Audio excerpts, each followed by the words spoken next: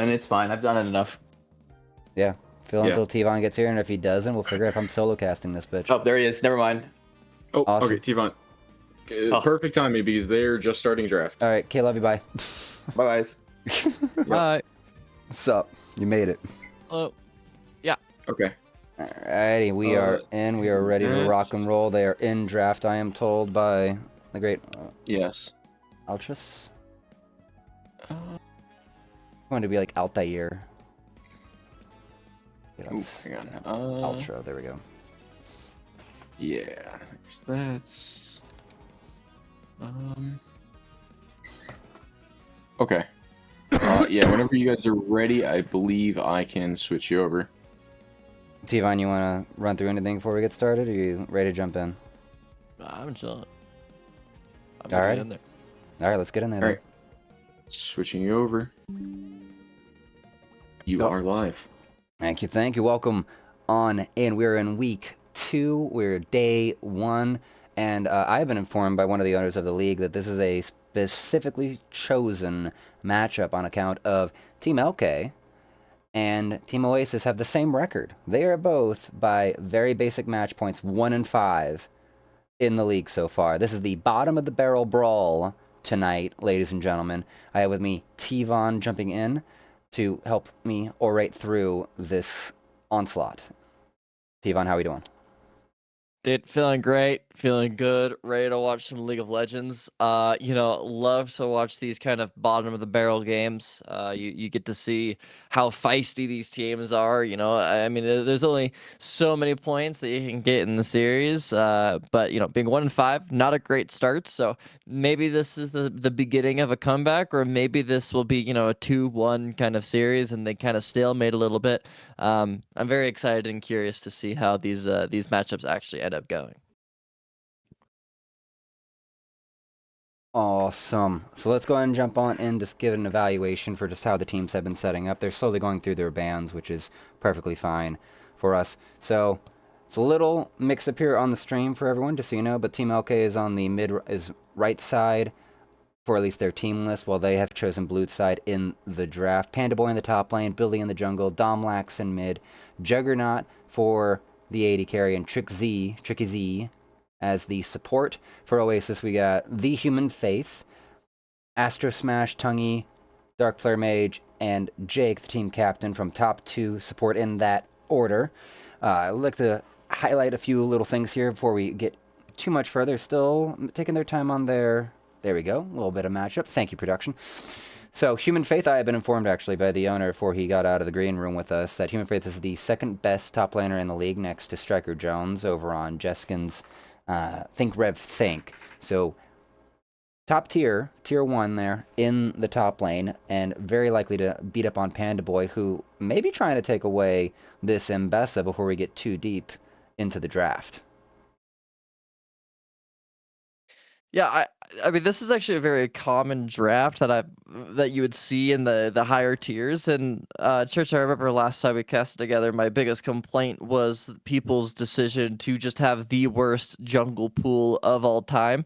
So far, we're seeing 2 very strong junglers being picked up right here. Mbess obviously can be flexed from top to jungle, but Zinzao being the jungler of choice on Team Oasis, I love to see it. Very strong, very evergreen kind of champions. Nami being also a very evergreen champion that has been picked up with a lot of different AD carries to match with her. The Corkis, obviously famously the Lucian, but also Yunara likes it. And Nautilus is usually that counter pick to Nami. So honestly, this first phase of the draft seems to be very standard. And well, I mean, I eat my words immediately. Swain being picked up, but I do actually really like that pick. So far, Oasis is drafting circles around Elkay.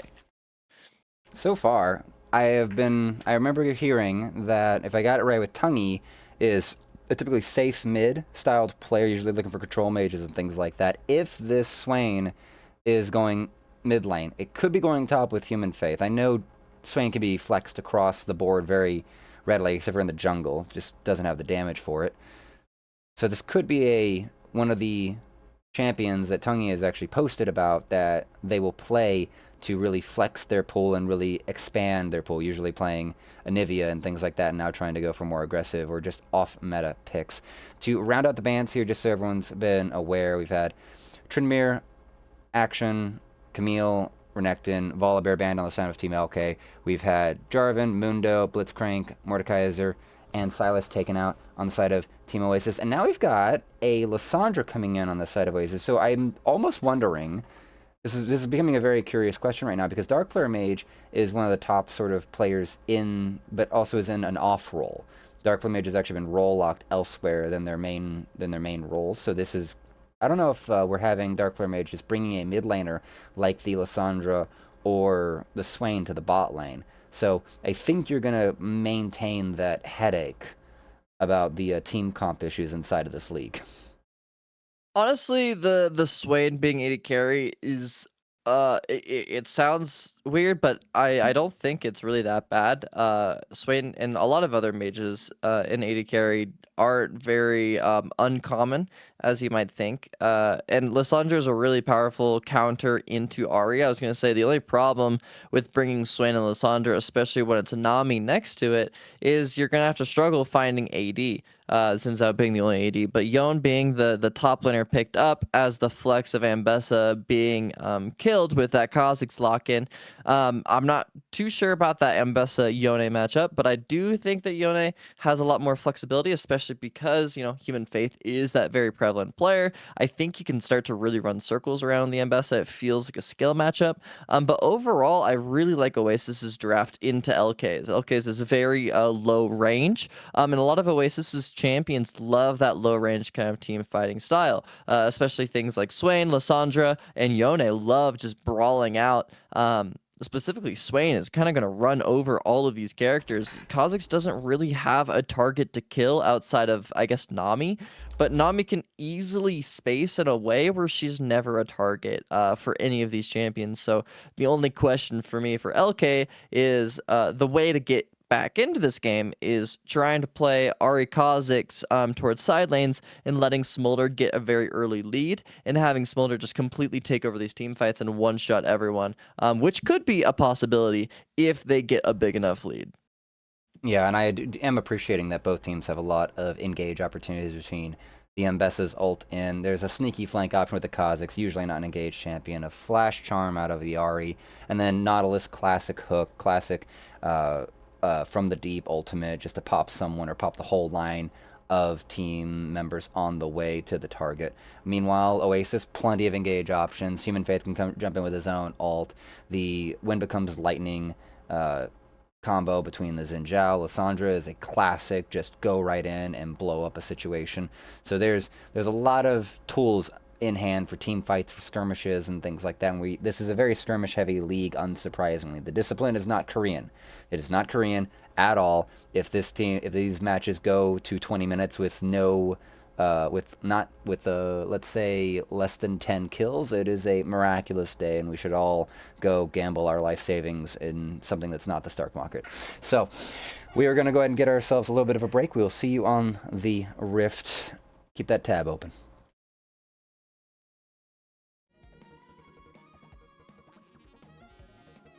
You are clear. Thank you for correcting that. Ishan did that, I think, in one of the early games. It's like, actually, bro, my brain is broken. I can't match this up right now the first time it happened.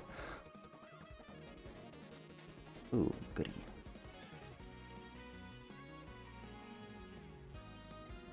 This intermission timer may be a bit long. Living in Montana may be cold.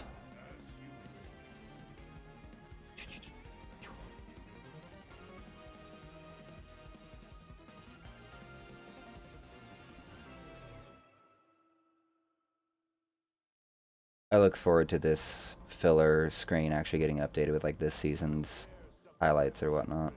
I don't know if Yeah, that's on Hierarchs to make that at some point. Yeah.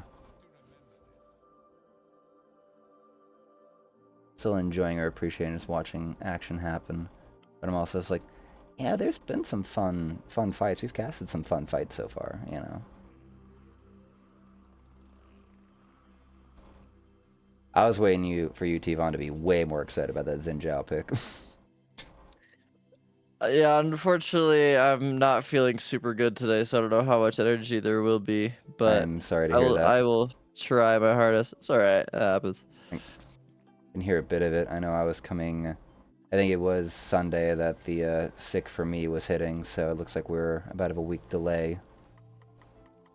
Yeah, it's more like it's mostly tummy issues for me, and also just kind of my brain hurts type shit. Fair enough. But that's how it goes. That it do. Oh, let's see if I got anything. Alrighty. Dark Flare Mage is Gao Gao. Let me see here. Bot is the only, well, element for Team Elkay that's limited.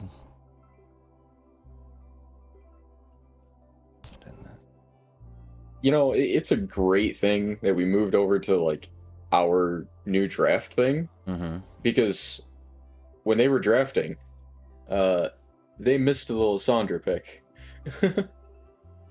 Oh, they didn't put it into the drafter program. Right. Yeah, they typed it out in the lobby chat. Oh, but they didn't just pick it there, so it's not gonna be in the stats, in the historical stats or something like that. It depends on just- when Ishan does the whole drafter integration thing. Right.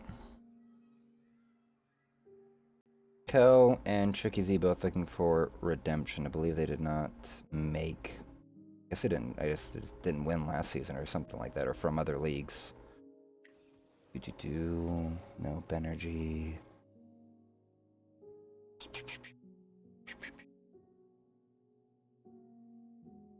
See, if I knew T-Sig was gonna be in the client like chatting as they actually drafted for the match, I'd be interested because Kel tells me T-Sig is funny as fuck, and I'm down to clown. Shorten up this timer a little bit.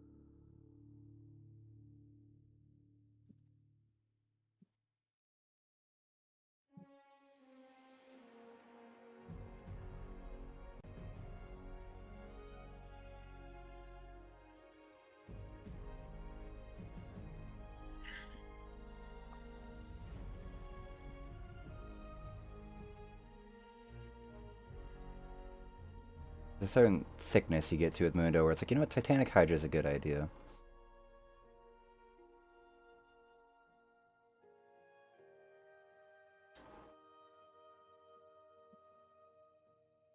Did...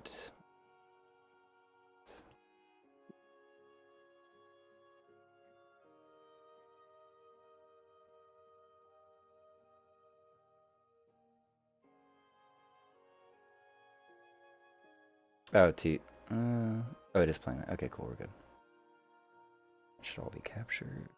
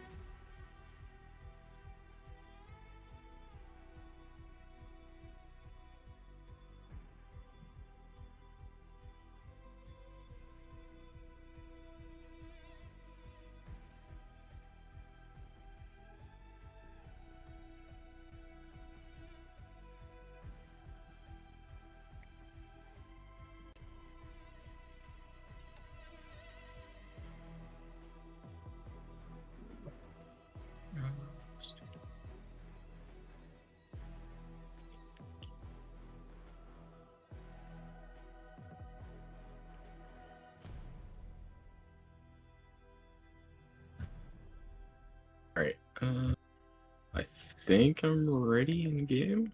Cool. Let me just make sure music's good. Yeah, let me know when you guys are ready. Always. Let's go. All right.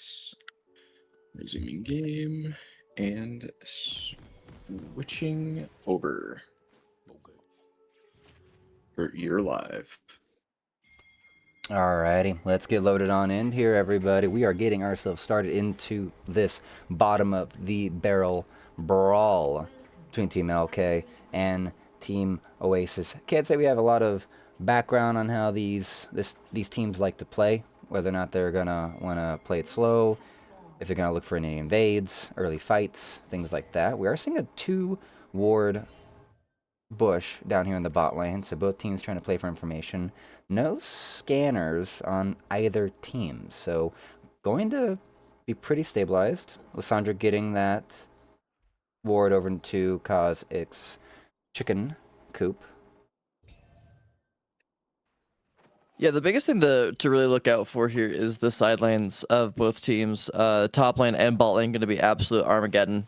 Just going to be fighting. I mean, you can tell just by the combat summoners of top lane, Ignite and Exhaust being locked in, but also just the nature of bot lane of, you know, Swain looking for a lot of damage and burst, but decently squishy, especially Nami. If Nautilus is able to land hooks onto Nami, it could be, it will be a lot of damage. That's why we see that bot lane ward. And Exhaust immediately traded out there from Human Fate, trying to get all the way in here. Panda Boy might have overstayed his welcome. Just level 1 here. This could be first blood.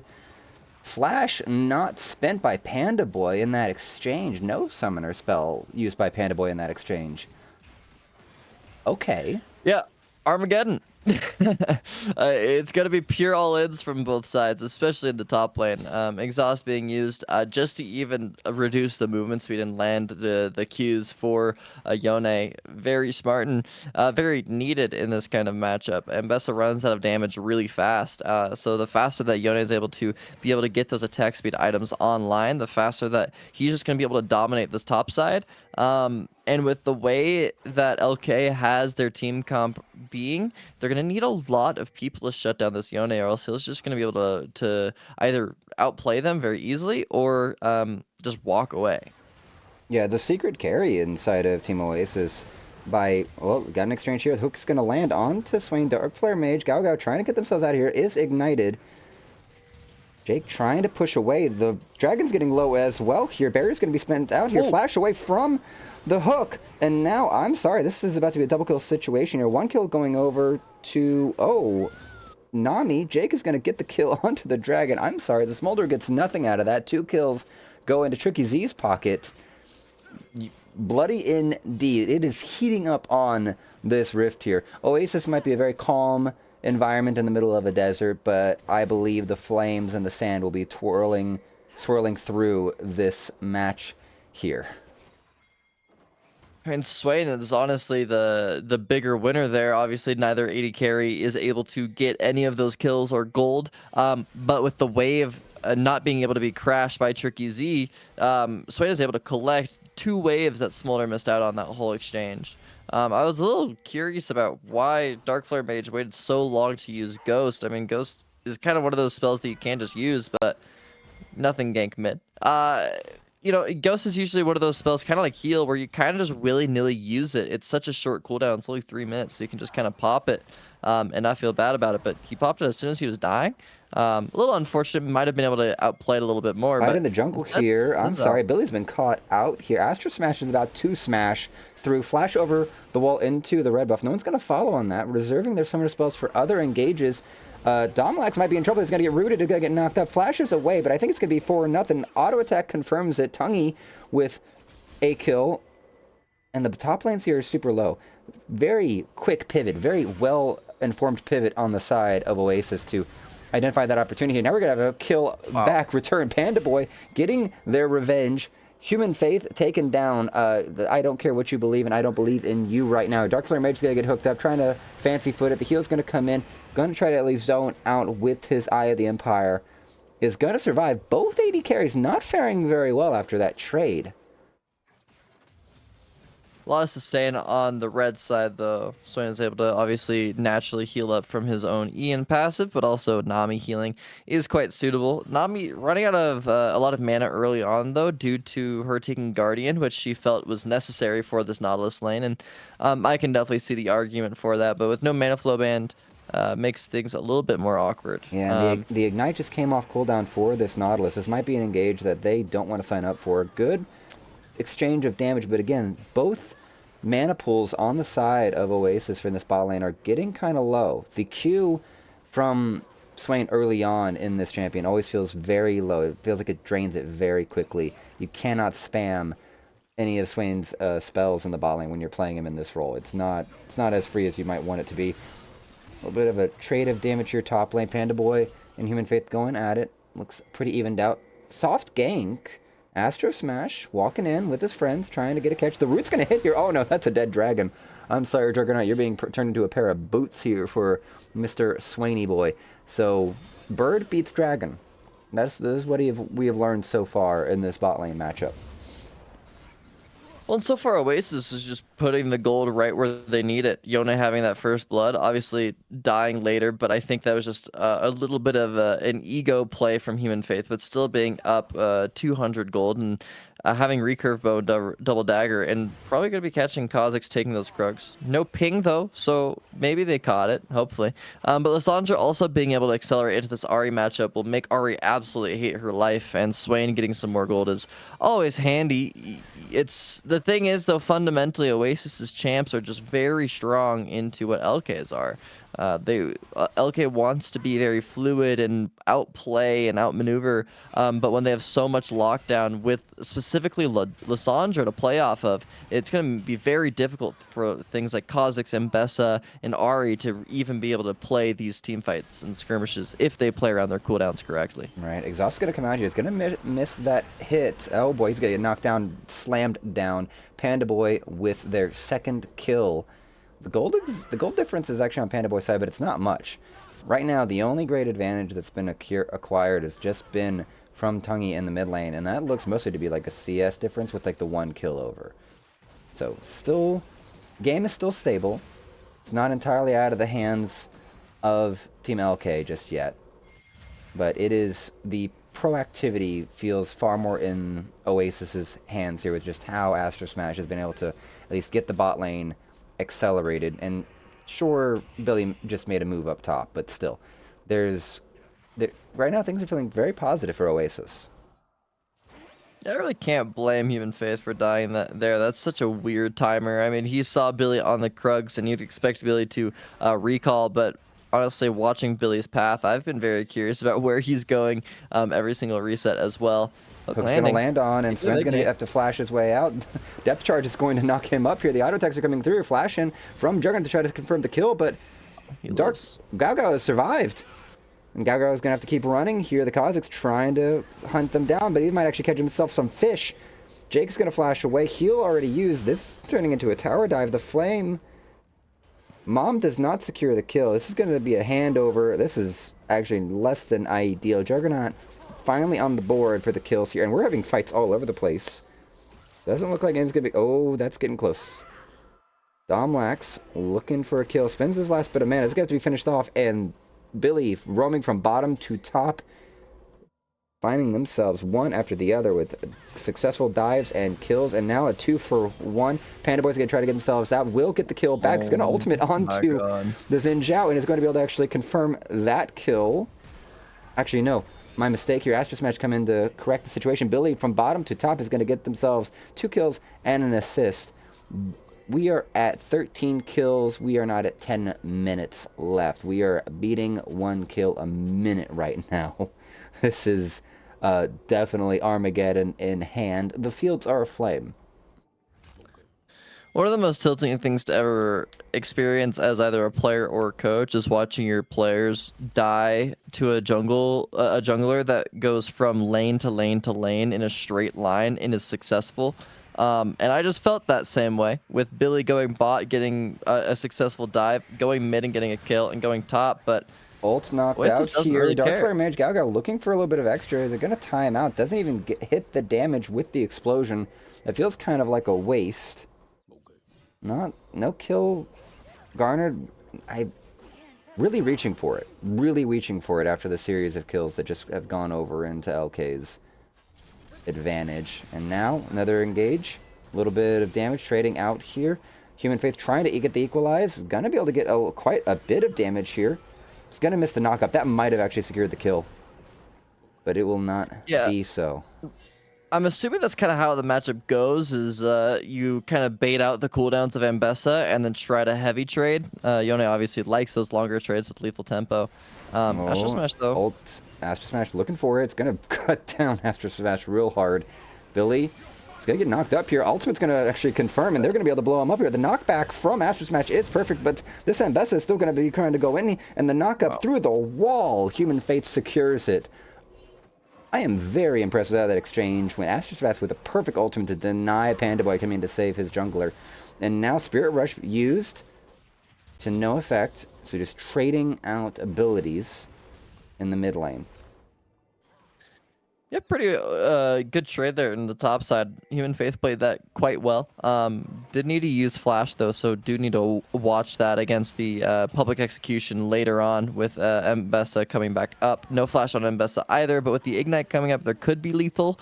I mean, you have an item and a half on this Mbessa with Electrocute. There's a lot of burst damage, so the question is, does she have enough damage to just one-shot Yone, or is it not enough where he can kind of survive it through and then force a even longer trade and eventually win it? Bork now online, though, for this Yone, so he is fully spike with the Zerker Greaves as well, kind of catching up to his laner's item spikes. So this Yone is going to start to be a really big issue as this game continues to trudge on. Trudge, Judge, Executioner. I don't know. Everyone has died at least once, except for Tricky Z, surprisingly. Surprisingly, the Engage support has been able to maintain his first and only life so far. Impressive, to say the least. Mbessa going to get the jump on. A lot of damage traded out here, missing their Qs. And the ultimate's going to come in and knock down. I'm sorry, Human Faith. You have been denied once again. Panda Boy really putting the hurt on what I've been told is actually the second best top laner in the league this season. Panda Boy making a name for himself. I might have spoken too soon here. Tricky Z, you're going to get caught out here, knocked up. The tidal wave denying the root from the Lissandra. Help, Mom comes in to put down some counter damage. He will finally go down here. Now, Ari, I'm sorry, Domlex, this is not where you want to be here. The charm's going to come through, but the kill's going to be confirmed by the Lissandra. And Dark Flame, Gao Gao's been just running Juggernaut down. Yeah, so the saving grace of Mbessa topside is kind of what Elkay needs to be looking out for. The Kazakhs and Mbessa don't really want to team fight, nor do Smolder. Smolder not really having the stacks to be able to team fight just yet. However, you know, Tungy and Dark Flare Mage, their champions love these kind of earlier skirmishes that are a little bit more low resource. They have a lot of good base stats, especially Swain is very infamous for having that. As well as we saw what Ari's POV is going to be like practically this whole game. You're going to ulti in, try to make something happen, Glacial Tomb immediately, and you're one-tapped.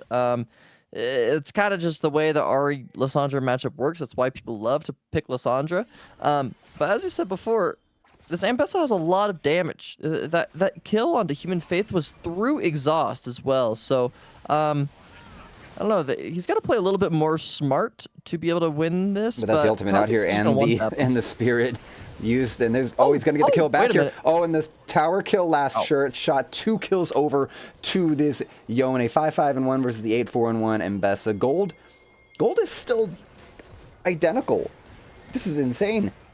It's actually insane from these, and that is not good. I hope that actually is a little bit of a pause. There we go. Alrighty, Gao. Gonna kick their PC in frustration there at some exchanges in the top lane, but now we sit in a situation where Human Faith has landed a great outplay. This is a 2-for-1 exchange. It's always what you want to have, is either a 1-for-1 trade when there's a gank coming onto you, if you can manage it. It's sometimes really hard if everyone's full health. We see that in like LPL, LCK matches and in the Tier 1 world. But this is still, there's not been a great exchange of advantage. The greatest advantage I'm spotting just right now, Tvan, is just that the first 2 Drakes have gone over to Oasis, but there's a 3 grubs. The first round of 3 grubs have gone on over to Elkay. Yeah, I don't really think grubs are going to be mattering all that much this game, just due to, there's not really a side laner for LK to be able to use those grubs on. I mean, Ambessa can side lane, but with the way that LK has been playing, it really is just going to be team fights. I mean, that's kind of just the way that this league works, is everyone just wants to perma fight. Ambessa now having the Axiom Arc alongside the Profane Hydra, it's a really big spike. But once Yone gets Immortal Shield Bow, I feel like the matchup will start to shift a little bit more. You kind of, every time we pan up top, you kind of see when the lane is successful for Yone. It's, again, when you're able to bait out the cooldowns of Ambessa and then re-engage. So I'd like to describe LK's comp as a shotgun comp. And what I mean by that is just the heavy burst and the damage going out all at once. And if it kills someone, then great. And if it doesn't kill anyone, then you're just going to kind of get run over and lose the fight. So that's what I'm going to be looking out for as the match progresses, if it progresses. But just kidding. I was going to say, that pause bug, I don't know how... This game has been out for 16 years and that bug is still in the game. Think you're right, games. Smile. Big smile emoji with all the teeth. The only consistent damage you would say on the side of Elkay would be the Smolder, but even then, that still has a timer for scaling up to 118 stacks so far. We have a gank in the top lane. Knockup's going to land on, and I'm sorry, Panda Boy, you're probably not getting out of this. It doesn't even get the counter kill. Astro Smash makes it out with a sliver of health. And it looks like Jake was off in the corner there. A little bit of an over-indexing of resources. Kha'Zix and Ahri looking for a dive onto this Lissandra possibly. I think Billy is just trying to trade out and get all of the camps there.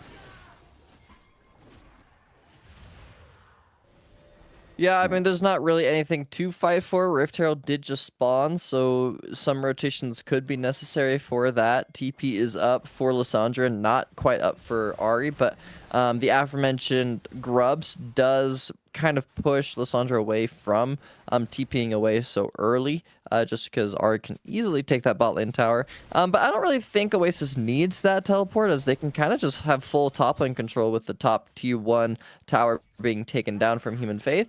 And it seems that Elkay is going to look for a fight on this Herald, but it's just a little too late. Yeah, too little, too late here. Swain's going to pop his ult here, but he's already a fire. He will not be able to actually get too much else for the health recovery. He's trying to just maintain a little bit of challenge, or just channeling damage onto the Nautilus, but Nautilus is going to go down. Another fight in the top lane. Unsurprisingly, I think Panda Boy is going to get run down, but this rotation of spells returns, and Panda Boy will win out that duel with the smallest margin of health. And now we have a full exchange. Charm's going to land. Tungy's going to need to find a way through the tomb. Wow. Encloses Domlex, but does not kill him. And now Astro Smash coming in, trying to clean this one up. Charm will not land. It's going to be killing time here. Blast Gun's going to hit, but the Auto Tech's going to run in, and Astro Smash will confirm that kill. 4-2-7 on the Xin Zhao. Astro Smash's been having a pretty good game. None of that hyper excessive farming we've seen from other junglers with the Xin Zhao in hand. Proactive from the beginning, and really reading the map well enough to just clean up Tungy's fight and really kind of keep Human Faith on the board, as the Ambessa versus Yone fight has been very back and forth so far.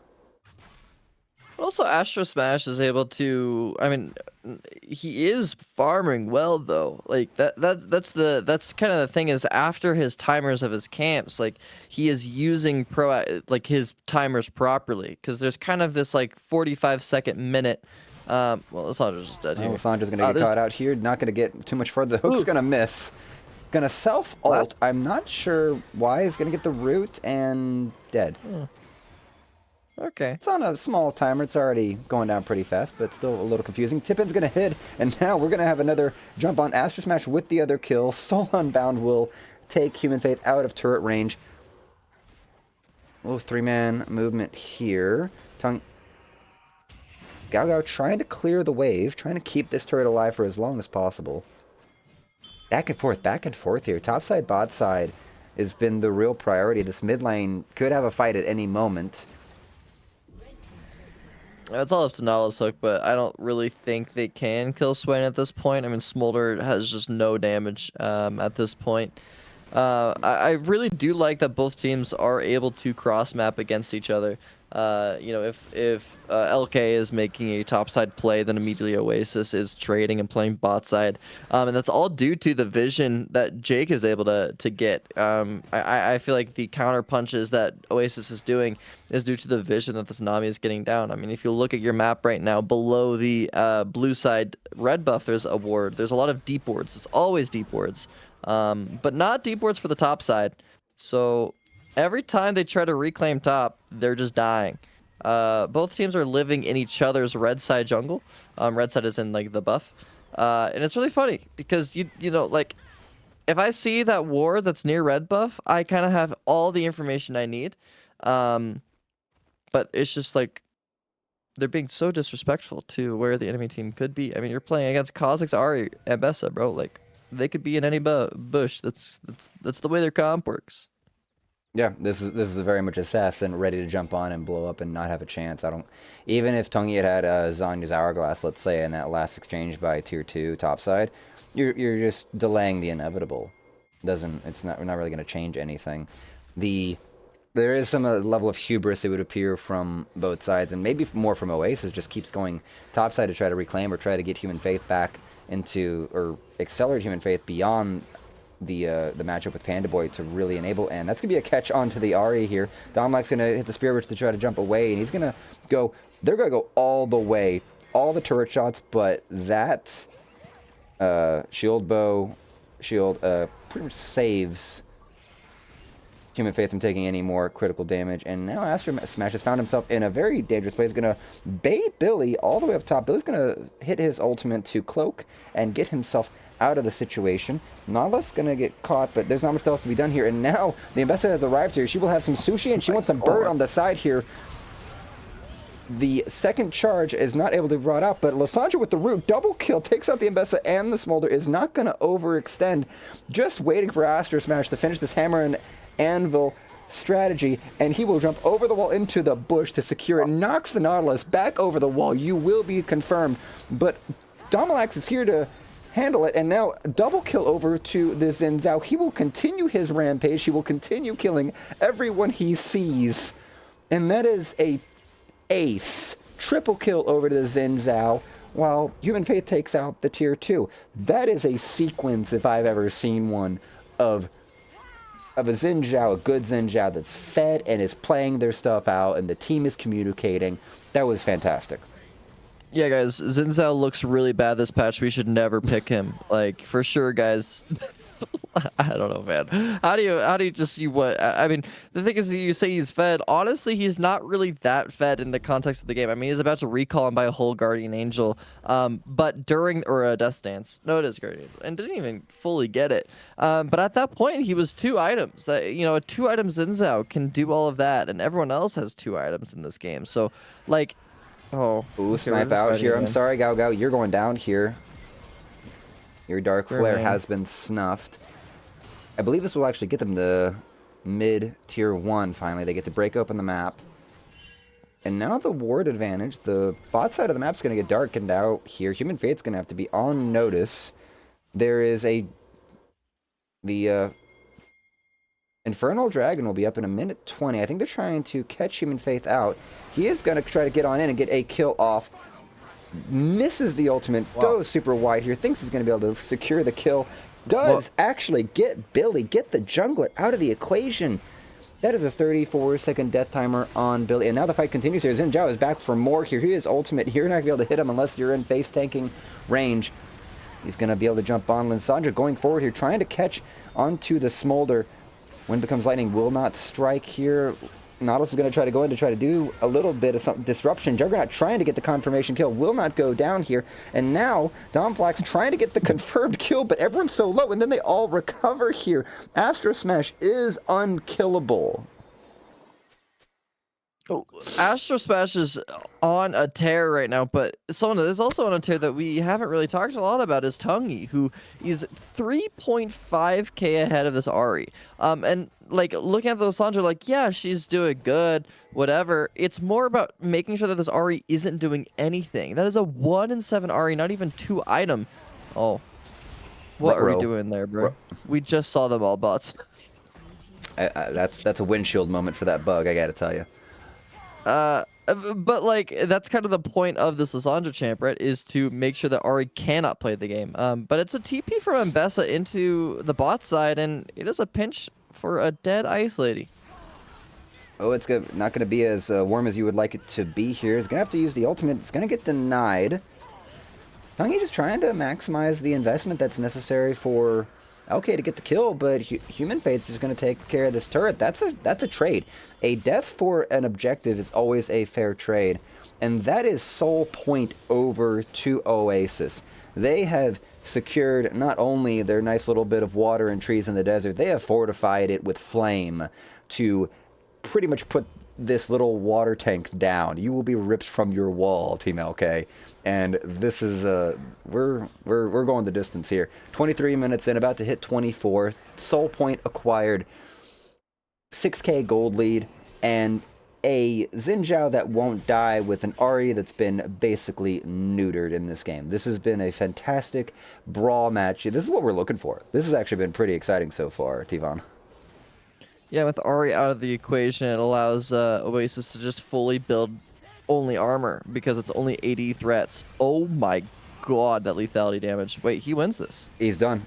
It's done and over. The knockup's going to confirm it here. Down to 1 health here. I don't know how you call that, but he did confirm. And two people just face-checked into this Xin Zhao, and they don't want it here. The bug's already jumped away here. Smolder's going to try to get in his damage, and he has hit his stacks. The execution is available. It's not super high, and Tricky Z is going to go down, but I'm sorry, Billy and Juggernaut don't want any of this. You can call me the Juggernaut. I am a bitch. I have been handled today. Astro Smash flares his ultimate, but they're heading for the big purple worm. Yeah, I mean, that's just the easiest Baron of their life. They don't even really need Yone. It's going to be slow due to them not really having that consistent of a damage dealer. I mean, sure, Swain and Lissandra, but I guess it's how shreds it enough. It might be one of the slowest Barons you've ever seen in your life, but with Yone still pulling attention towards the bot side. But you now see Kha'Zix slowly start to rotate, but they know it's just over. Easy kill for Baron. 5 minutes still on the timer for Elder Dragon. So with this Baron, you should be able to play a 1-3-1 or even just a 1-4 overload. 2 inhibitors or maybe 3 and potentially look for an end, especially with these item spikes online. A Frozen Heart for Swain, Lissandra with the Zonias, and Yone almost at Death's Dance. Level 18 starting to get popped as well. This should just be a game that's over before Smolder could even interact with his 225 that he did get in that last fight. But with the way that the comps work, he's kind of not really able to output that much damage. And even when he does, he's fighting against so much armor that Oasis is stacking. Yeah, and at this point, every single player on the side of Oasis actually has a level lead. Forget any of the gold differentials. The 80 carries, the Swain versus the Smolder is actually like a 10 gold difference. And we're having another fight here. Ult's going to come on in. Yone trying to get the last that he can. He's going to jump on whatever he can. Ult coming in from the Mbessa will secure nothing. Panda Boy put down by Human Faith, and Billy is just going to be left in the bush, I think. It's better that the jungler just wastes time, or has their time wasted. Nope, you will not be allowed to recall. Human Faith secures the kill. Windshield applied to the face, and it's just the Ahri and the Nautilus and the Smolder to hold the line here. Tricky Z is going to be executed. His corpse sent to chase down his friends. And that is finally a very good demonic ascension from Gao Gao on this Swain. They are pressing their advantage on, and they may try to end right now. Bottom inhibitor being taken out by the Yone. And Smolder, there's not enough time for him to get the spell rotations off to put out the damage. That's what you were saying earlier. So Baron buffed, bot and top lane coming in. We're going to be losing some Nexus turrets, and I believe the rest of this match might be a wrap. Tricky Z's going to be back up in about 5 seconds here. Ult's going to come on in. They've got actually to confirm some kills, and there's some low health bars on the side of Oasis. I think they're going to have to exit and come back with the second half of their Baron buff before they can finish this game. If I know this league like I think I do, someone from Elkay is going to overextend trying to get a freebie or what they think is going to be a freebie, and then they're going to die and lose the game. And I think it's going to be Panda Boy here. Panda Boy's looking for it. He's going to jump on. Solo Unbound's going to try to buy some distance here, but the Lissandro's going to come over, trying to help confirm the kill. Will get it with the Entomb. That will at least remove... It might actually end up removing the Baron buff just by timer element here. Is there... Yeah, 10 seconds left on the Baron, so that Baron buff is gone. Will not be allowed to be used much further than these moments right here in the mid lane as they try to at least get a third inhibitor down. But we might actually be looking next for just an Elder Drake fight to wrap up this match, unless Oasis just wants to try to finish, you know, 4v5. I don't think that's going to really happen here. I want to say Yone has TP with the top lane quest up, but yeah, they shouldn't really be pressuring all that much. They do have the permanent pushing waves of top and bot to be able to pressure this mid inhib, but it's mostly just starving them of resources other than obviously those pushing waves. Trying to just choke them out and finding a pick onto someone like Billy, who might just be dead. Yep. You know, Billy has been busted. They don't need a buff. And Hib's going down here. Tricky Z is going to be caught out here. Big damage to the Camoros. MVS has gotten into the middle of everything. Everyone's gone golden to try to actually survive here. Panda Boy has taken out Jake, and there's so goddamn much. The Smolder's been hitting free, and oh my gosh, that was a 2-shot here. Xin Zhao is going to take it here, and he's going to flash in to get the Wind Becomes Lightning strike to execute Domlax. That fight almost did it. Team Elkay almost flipped it to get themselves a team fight win, but Oasis will get themselves their second map win inside this league here. Yeah, I mean, Elkay had a really great start, but they just didn't really know how to continue to push the note with it. Having the lead on Mbessa and Kha'Zix is a great lead, but the thing about a comp like that, especially playing a champion like Kha'Zix, is this isn't really like solo queue. We're able to just continuously get a lot of free kills and free kills. Playing Kha'Zix in comp is actually a lot more difficult than you'd think. A lot of people are grouped up. A lot of people are on the same timers, which is usually when you punish people as Kha'Zix, is when they're lacking those bad timers. And once people like the Yone started to respect those timers, it was really difficult to be able to find those picks. And so then it became team fights, and Oasis had just a pure team fight comp. And those team fights just didn't even look close at all for Elkay to even try to win. So, you know, the water in their water fountain drained quite easily as Oasis just emptied them out and won the game very steadily. And I really hope that this game shows people that Xin Zhao is a very strong jungler and people should pick it more. I'm not biased or anything. I may be biased, but I am a professional. That was a fantastic shellacking here, and frankly, just the amount of map control that was able to be executed on the side of Oasis, particularly with we usually try to give the game plan of how at least the main dragons and so on are taken to the jungler, and maybe even with between Jake and Astra Smash being on the map to be able to coordinate things very well. Well, Human Faith kept it pretty even with Panda Boy topside. We have gotten ourselves locked in for game 2, at least with the rosters. So at this point, I think everyone wants to appreciate the actual damage output between the Mbessa, respectable, but also that Xin Zhao being the second highest damage in the entire game, beating out the Smolder. And with that, I believe we can get ourselves to a break. We will see you for draft of game 2 between the Elkay, I don't know how to pronounce the rest of that, and Team Oasis.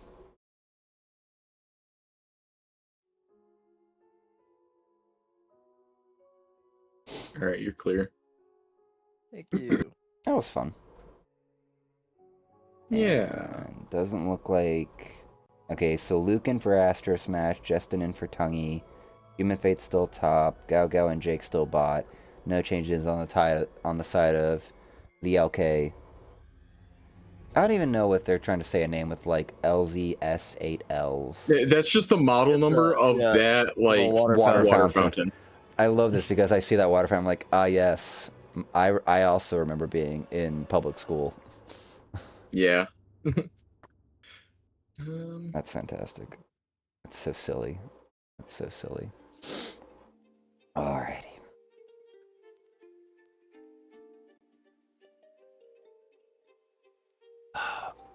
All right. How much do I still have to mess with here? I'm trying to think about that match, Tvan. Like, I don't know if you wanted to stay chill during this since you're like not feeling too good or whatnot, but at what point did that game actually like break open and become clearly over in like Oasis's favor? Like third, fourth Baron, there was a sequence where they were cross mapping, but then as Oasis was able to fully retake bot side and then get like third dragon slash soul.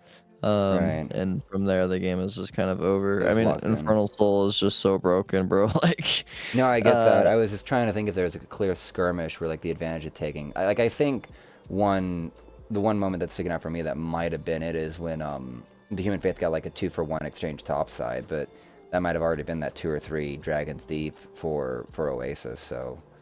well, it's also like it's kind of a matter of time with that comp. Like, again, like there's only so much you can do as Kha'Zix in comp. Yeah, so when you don't really have any other carry that is able to play the game, it's just so difficult. And when your Mbess is going full lethality, so he's able to just get like one pop through Alessandra ult or even Alessandra W, like Yeah.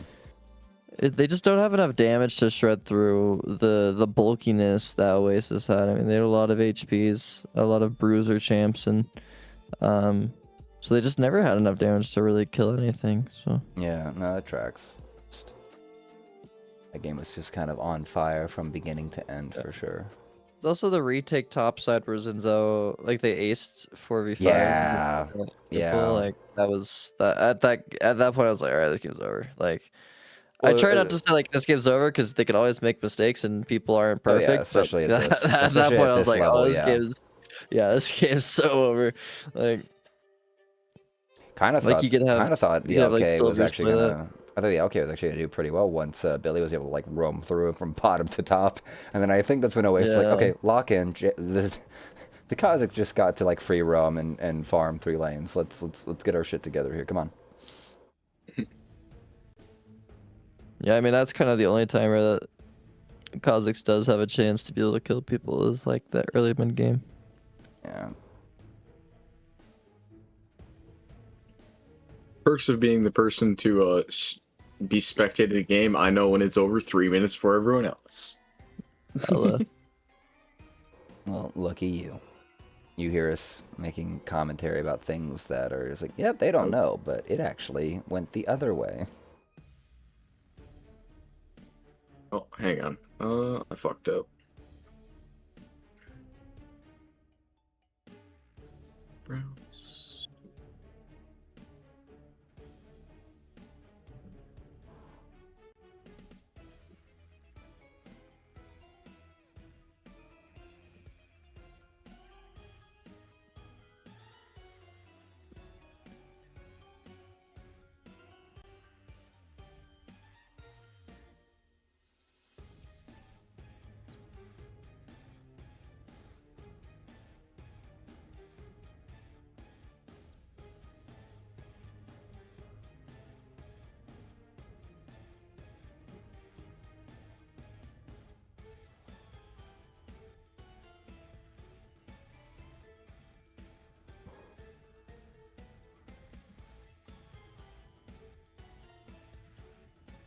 Alright, sides have fully been selected.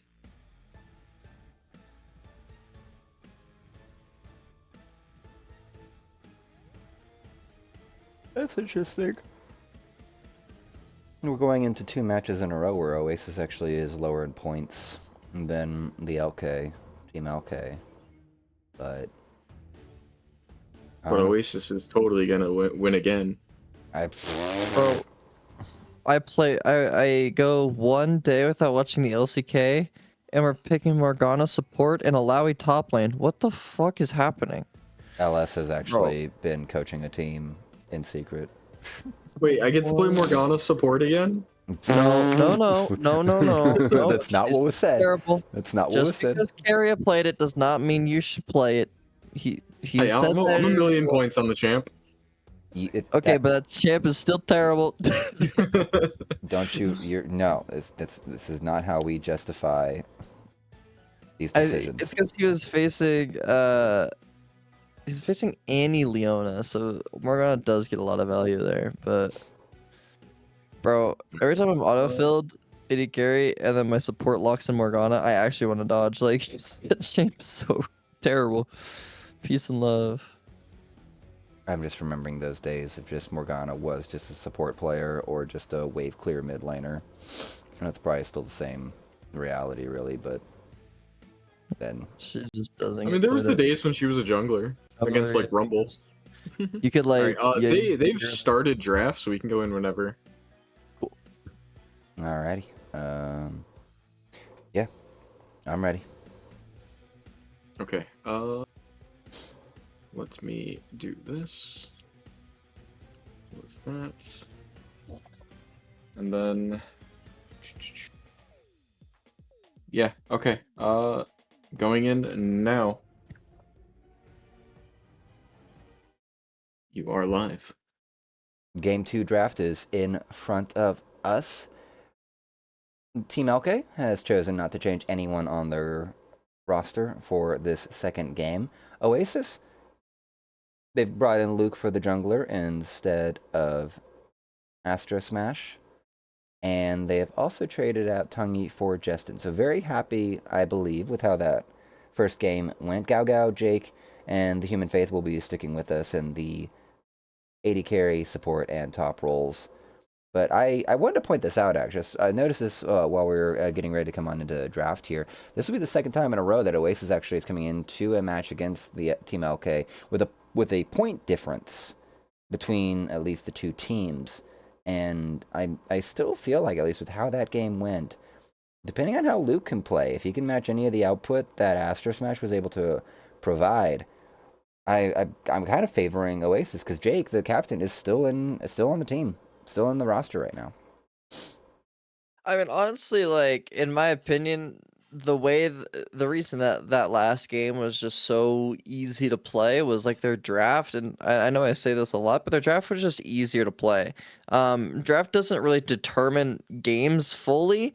Sometimes it can, but when you're able to just kind of play champions that operate easier, like in terms of like the grand scheme of the game itself, it becomes like the skill difference doesn't really matter all that much because it kind of equalizes based off of the amount of effort needed. So something that I want Oasis to try and do this go around is doing the same thing. Just try to find like a team fight comp that is able to kind of play itself. Just kind of chill, let your bruisers and carries kind of develop leads, and then eventually win the game and also continue to stack dragons like they were before. But instead, we're picking Nefiri. Not my favorite champion in this current meta.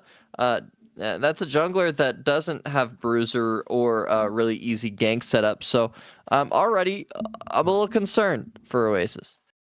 Yeah, that's a little bit of a troubling pick here. We were kind of enjoying more of a standardized draft in the previous game, except for the Swain. That is actually a little bit of a defer from the normal. And can't say that Nefiri is very obviously going into the mid or jungle. I've seen it in both, but it does. It's not clear that it is a selection that goes into the Victor, for example, or into the Mbessa with any great advantage, if whether it be in the mid or the jungle. The Thresh pickup is exciting for an old head like myself, but it's not clear like what they're being paired with right now. The 80 carries have kind of been weighted out, and will slowly, and the bans will come through for it. We've had a Renekton and then a Varus ban from either side. Swain's being taken away from Gao, Dark Flare Mage on your screens, everybody. I'm not sure what the limitation's going to be here. Sivir taken away from Juggernaut. This is developing. But It's interesting bands from Oasis because when I see Thresh, I immediately think of things like Aphelios and Jinx, those hyper carries that don't really have any mobility. Thresh is able to kind of be that mobility for them with that Dark Lantern. Um, so I'm a little curious about them being concerned about Varus or Sivir. Uh, Corki is definitely a pick that you can pick with Thresh. I mean, it's not that bad. I think Corki does really well into the champs of Oasis that they've shown so far. Thresh is just kind of an odd pairing. He isn't strong per se. He's really just a lantern bot and obviously can peel pretty well. And I mean, you can engage with his hook. It's just not as reliable as it used to. But if your plan was kind of picking something like a Corki, uh, man, I'm sorry. I I'm really sorry. liked last game, I'm bro. so What is going sorry. on I'm sorry, here? Tvan. I'm sorry, man. Oasis is going off the reservation here. They have left the safety of their previous draft. I don't know if that's because it's now Luke and Justin in their mid lane, but there is a great change into how Oasis wants to play this game. So that Neferi is going. I have no idea what's happening anymore. I think Gauga's taking Uh, the so yeah, Vagar. it's Vigar 80 carry. I think it's gonna be Kane top, Neferi jungle, and Ari mid. I think that's the safest avenue. I totally forgot about the Ari. I hate it all. It's just like you could put you could give me like and we put yeah, And Kane then top and a Garen, the classic top lane matchup. this is a Garen top lane. So Garen top lane for the Elkay, Victor mid, Corki and Thresh bot lane, and the Mbess is in the jungle. So Panda Boy switching their strategy into Human Faith with, and you think it's the Neferi going in the jungle and the Kane in the top lane? I don't think Neferi can really top lane. I think Kane is more of a top laner than Neferi is. Um, it's the classic Baus thing. Of like going lethality or you go red Kane with like lethality items and stuff like that. Kane is really good about beating up bruisers. He's actually very good as an anti-melee. So I'm wondering if Human Faith was like, oh yeah, I can pick Kane into Mbessa. Assuming that Panda Boy was repeating like the salty run back of Mbessa. Yeah, if that's the case, that's a weird flex, but, go off, King. Yeah, yeah. Um, Still not the biggest fan of it. I think it's just kind of like the thing for Oasis is who is tanking the Thresh hook? Also, who's initiating any fight? Also, who is gonna kill the Garen? There's a lot of questions for the side of Oasis's comp. But LK's comp is pretty solid. I mean, oh, it's Garen jungle. Of course. That makes sense. Of course, it's that makes Garen all the jungle. sense. That's so sensible. I don't know. That's all the sense I need. That's a whole dollar's worth of sense, actually. My head hurts, Church. I understand it hurts for many reasons with how the night is going here. So for everyone, just so you can see it on your screens, and I will confirm it verbally. The Mbess is in the top lane for Team Elkay with Garen in the jungle, Victor in mid lane, Corki and Thresh in the bot lane. That's all nice and easy potatoes. The Garen being the spicy meatball in that spaghetti sauce. But Human Faith has taken Kane into the top lane. Luke has rotated in for Astramash and has decided to be the angry doggo, with Justin taking the Ari to kind of show Domlax how to play it, I hope. Gao, Jake are still with us, but Gao, sticking to their mage roots, has brought in the Vagar and Jake with the Nami once again. The plane is set, the table has been organized, and it is all chaos. The dishes are on fire, and no one is very sure why there is a cockroach in the gelatin, but we will get to this meal once we get back from the break. Keep that tab open. We'll see you soon.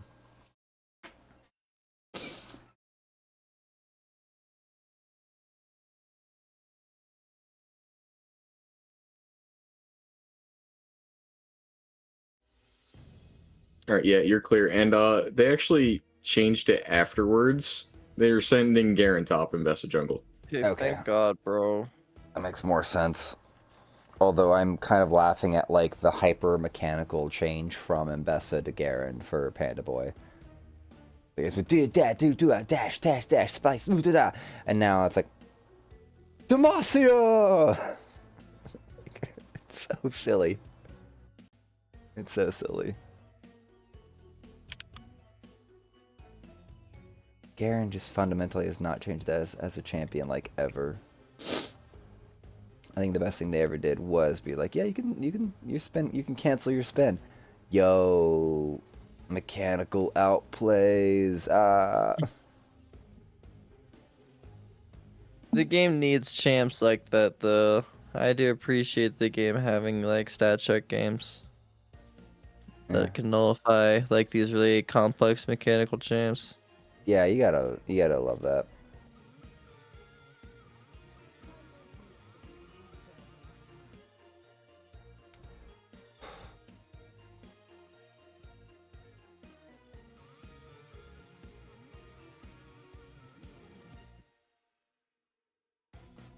Might be why I love Cho'Gath so much. It's like, oh, you win a dashy, and you have been consumed. Also, when you're Cho'Gath and like ARAM and you've got like 1,000 stacks on your Heartsteel, and you just auto attack like an Orion and they're half health, it's like, and now I eat you immediately. It's comedy.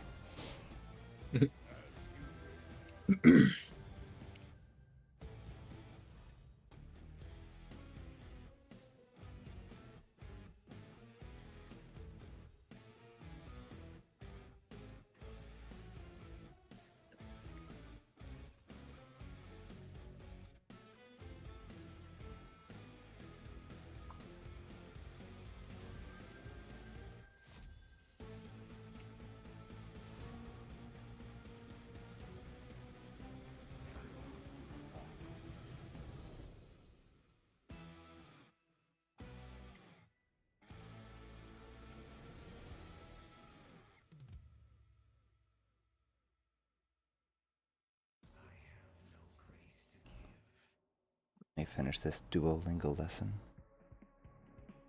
What language are you learning? Chess. You can do chess and Duolingo? Yep. You can. Why? That's fascinating. Honestly, I understand the why now that I... No. Well, because I had been doing Duolingo for a long time. Like I have... What's my streak at this point? Like 600 plus days. I did about 400 some odd days of Duolingo for Spanish, because my store that I worked retail at had a lot of Spanish clientele. But I saw chess was coming in, and I was like, oh, that'd be nice. Even though I know Duolingo kind of sucks as an educating app, really. Like, you know, for language, you're kind of getting... You can get the base stuff for... You know, I've done a bit of Yiddish. And you'll start to get, like, you know, the vocab, really, more than anything. It doesn't ask enough hard questions to, like, really get your grammar down for languages, I don't think. But for chess, I was like, this is actually a great soft intro for me into chess, because that was always a game that I wanted to, like, get better at. I knew how all the pieces moved and castling and some of those things, but I needed something that was a better ground-up thing. And at this point, I'm considering when my, like, subscription renews, like, next February for Super Duolingo, I'm just going to move it over to chess.com so I can do all the puzzles and get the coaching and, you know, all that. So... I have my why. It's not satisfying, but you know, chess.com is better. Fascinating. I mean, I started playing chess like recently, and I'd like to think I'm decent at like end games, but like not fumbling the mid game is where I'm really struggling. Yeah. I can do like an open sequence with, like, you know, the pawns, the knights, the bishop over, but it's that first decision after that, like I guess that first mid game decision that would begin the mid game that I'm just like, I don't know what to calculate for, because everything's stacking on or defending each other. It's once the game like devolves a bit that I can really at least get some wins against IRL people or whatnot for just, you know, trading out team decision, getting figuring out like what is like the actual pressure points. Like, you know, I can take all your pieces, or I can just checkmate you. You know, like go for the kill thing. So, Right. you know, if it gets to an end game, I feel better about it. But yeah, that early game and mid game areas is like really difficult to figure. One of my main struggling points is just that I try to play too fast, and I don't like actually I eat the clock. look at the board state. I eat the clock, bro.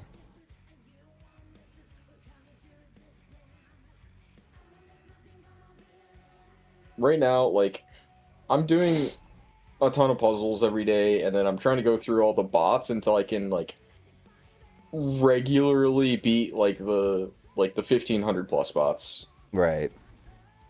Right. That is my current goal. See, that's where I've been going really slow with either just the coaching match, like keeping it intermediate with like the coach, and not even like just getting those wins, because I've kind of just learned it's like, damn it, I do have like a really weak ego for like losing inside of something that I wish or thought I was proficient in or something like that gifted kid issue. It's like everything's been easy, and then I get one challenge, and now I, you know, fucking suck, and I can't handle the loss.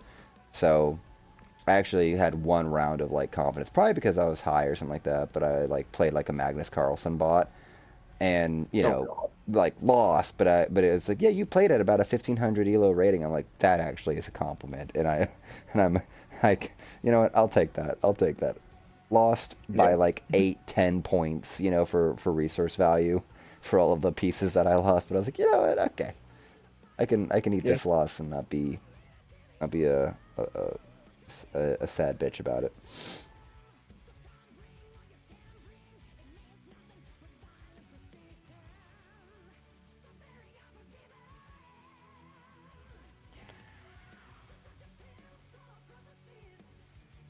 I blame Gotham Chess for making me even think about the game. Golf or golf? What? Gotham Chess, you know, Levy. Oh, I don't actually. Oh, he's like probably the largest chess content creator. Nice. Very nice. He's been international masters for like a long time. I think he's hit GM like once, maybe. Nice.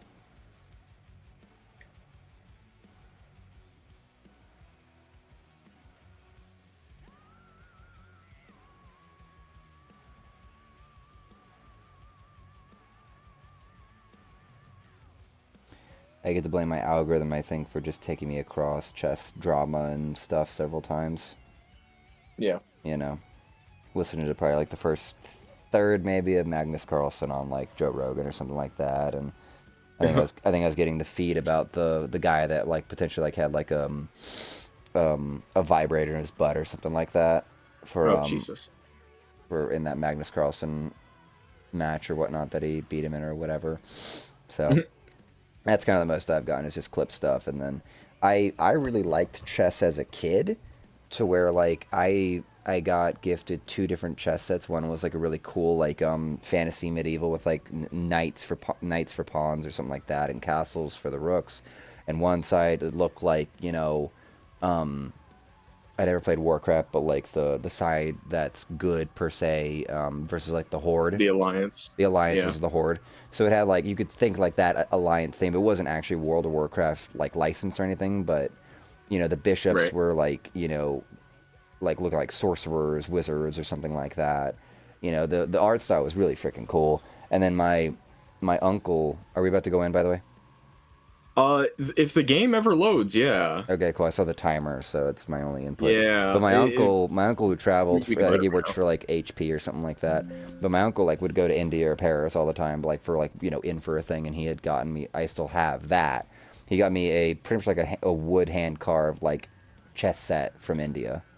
And that's just chilling like in the living room. It's pretty nice. It's pretty alright. Kind of wish the knights weren't just like long tubes with like kind of like little pudgy faces. It's not that carved curviness of like a knight chess piece. It's just, here's tube and then tiny little horse face on it. I'm like, man, come on. So really liked it as a kid, but neither parent knew how to play it, and neither did my friends really. Like, I remember one I was like, yeah, the king basically gets the same level of movement as, you know, the queen, and we had like put like two pieces on the map or whatever on the board. Like that means that you can never really checkmate. We'll never catch each other. All right. This is stupid. We are loaded in. Cool. Alrighty. However, oh no, good there. All right, if you guys are ready. Tvan, you there? Always. You left? All right, there we go. Yeah. All right, I'm good. Let's go. going in. Game 2 is live. We're getting ourselves in here. Team Elkay, brought to you by Elkay water fountains at all your local public schools. And for your thirsty needs, Oasis. They're not thirsty at all here. They've gotten themselves their first win of the night, their second win in this season. But they have also entered into this match with the most profound, the most problematic, concerning.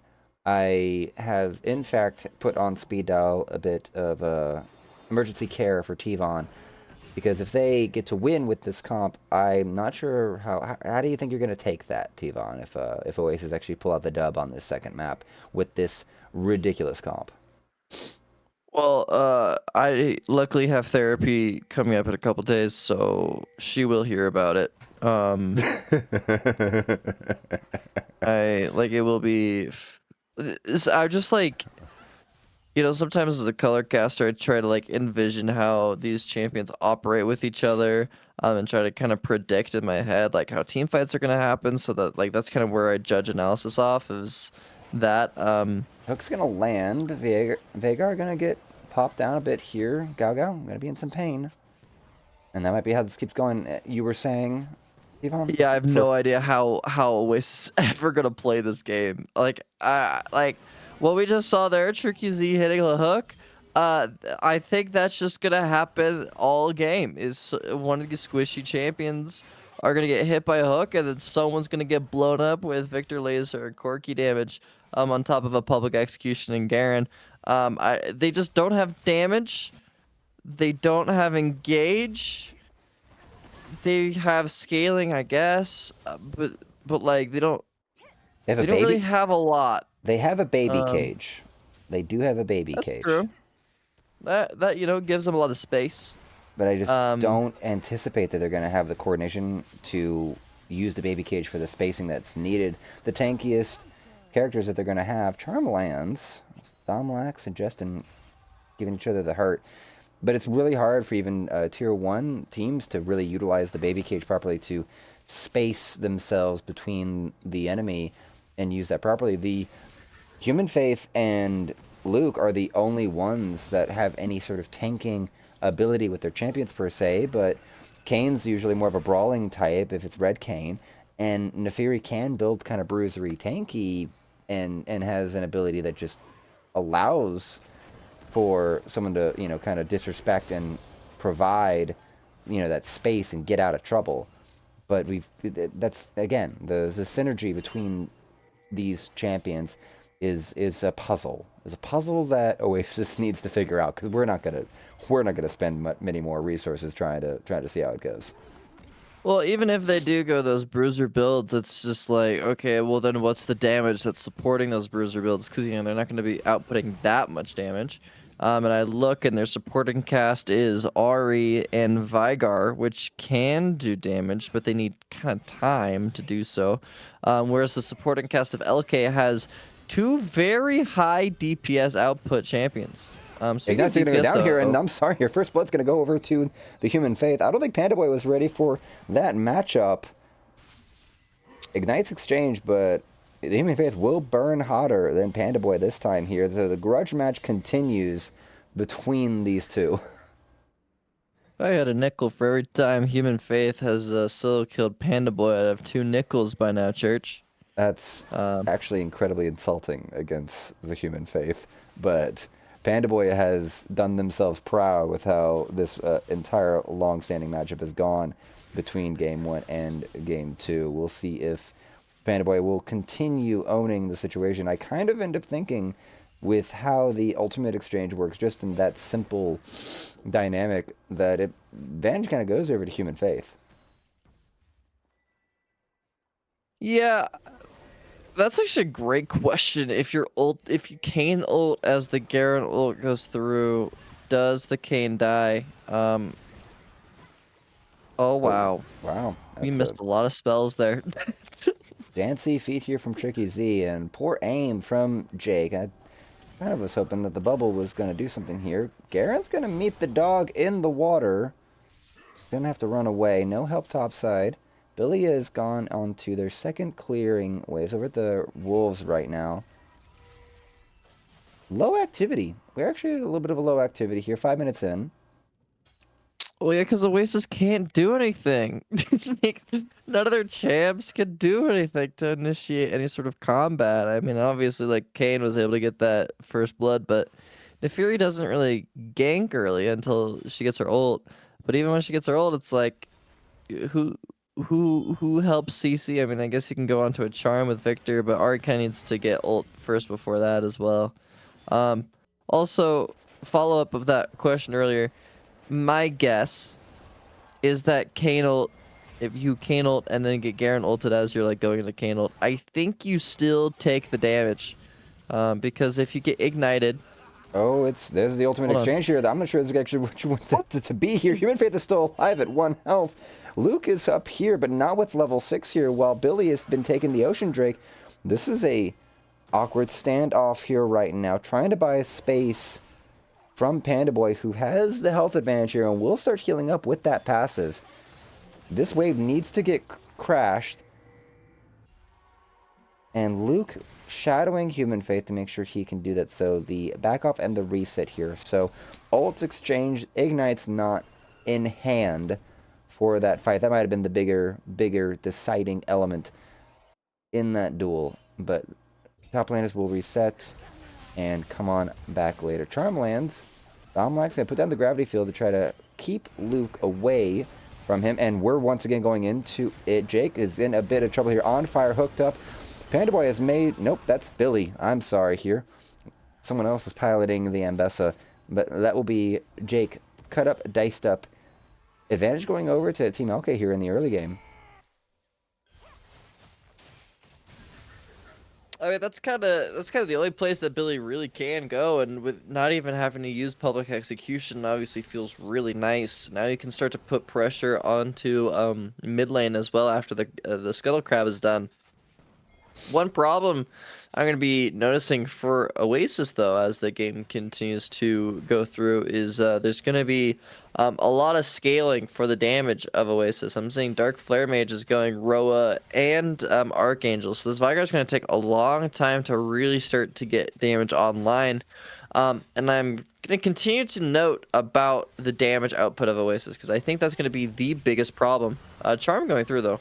Also going to come through here. Dog's going to try to eat him, and they're going to move themselves through the gravity. Well, the Nanostorm will come out from Domlax, but it's just a consolation piece. It's just a little bit of a tingle as that mid lane gank comes through. Hook's going to go out, still will draw short, but the rocket will land.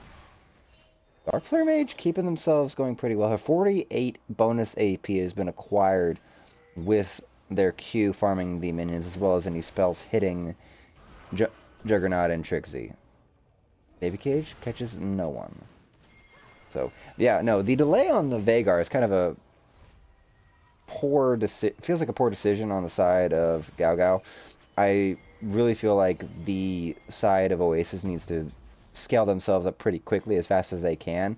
This game going late far more favors Team Elkay. There's a lot more control on their side between the Victor, the Ambessa, the Thresh, be able to control the landscape of these fights. And the same option really isn't there on the side of Oasis. Nami and Veigar are the only real champions that Oasis has that is going to make it uncomfortable to fight in.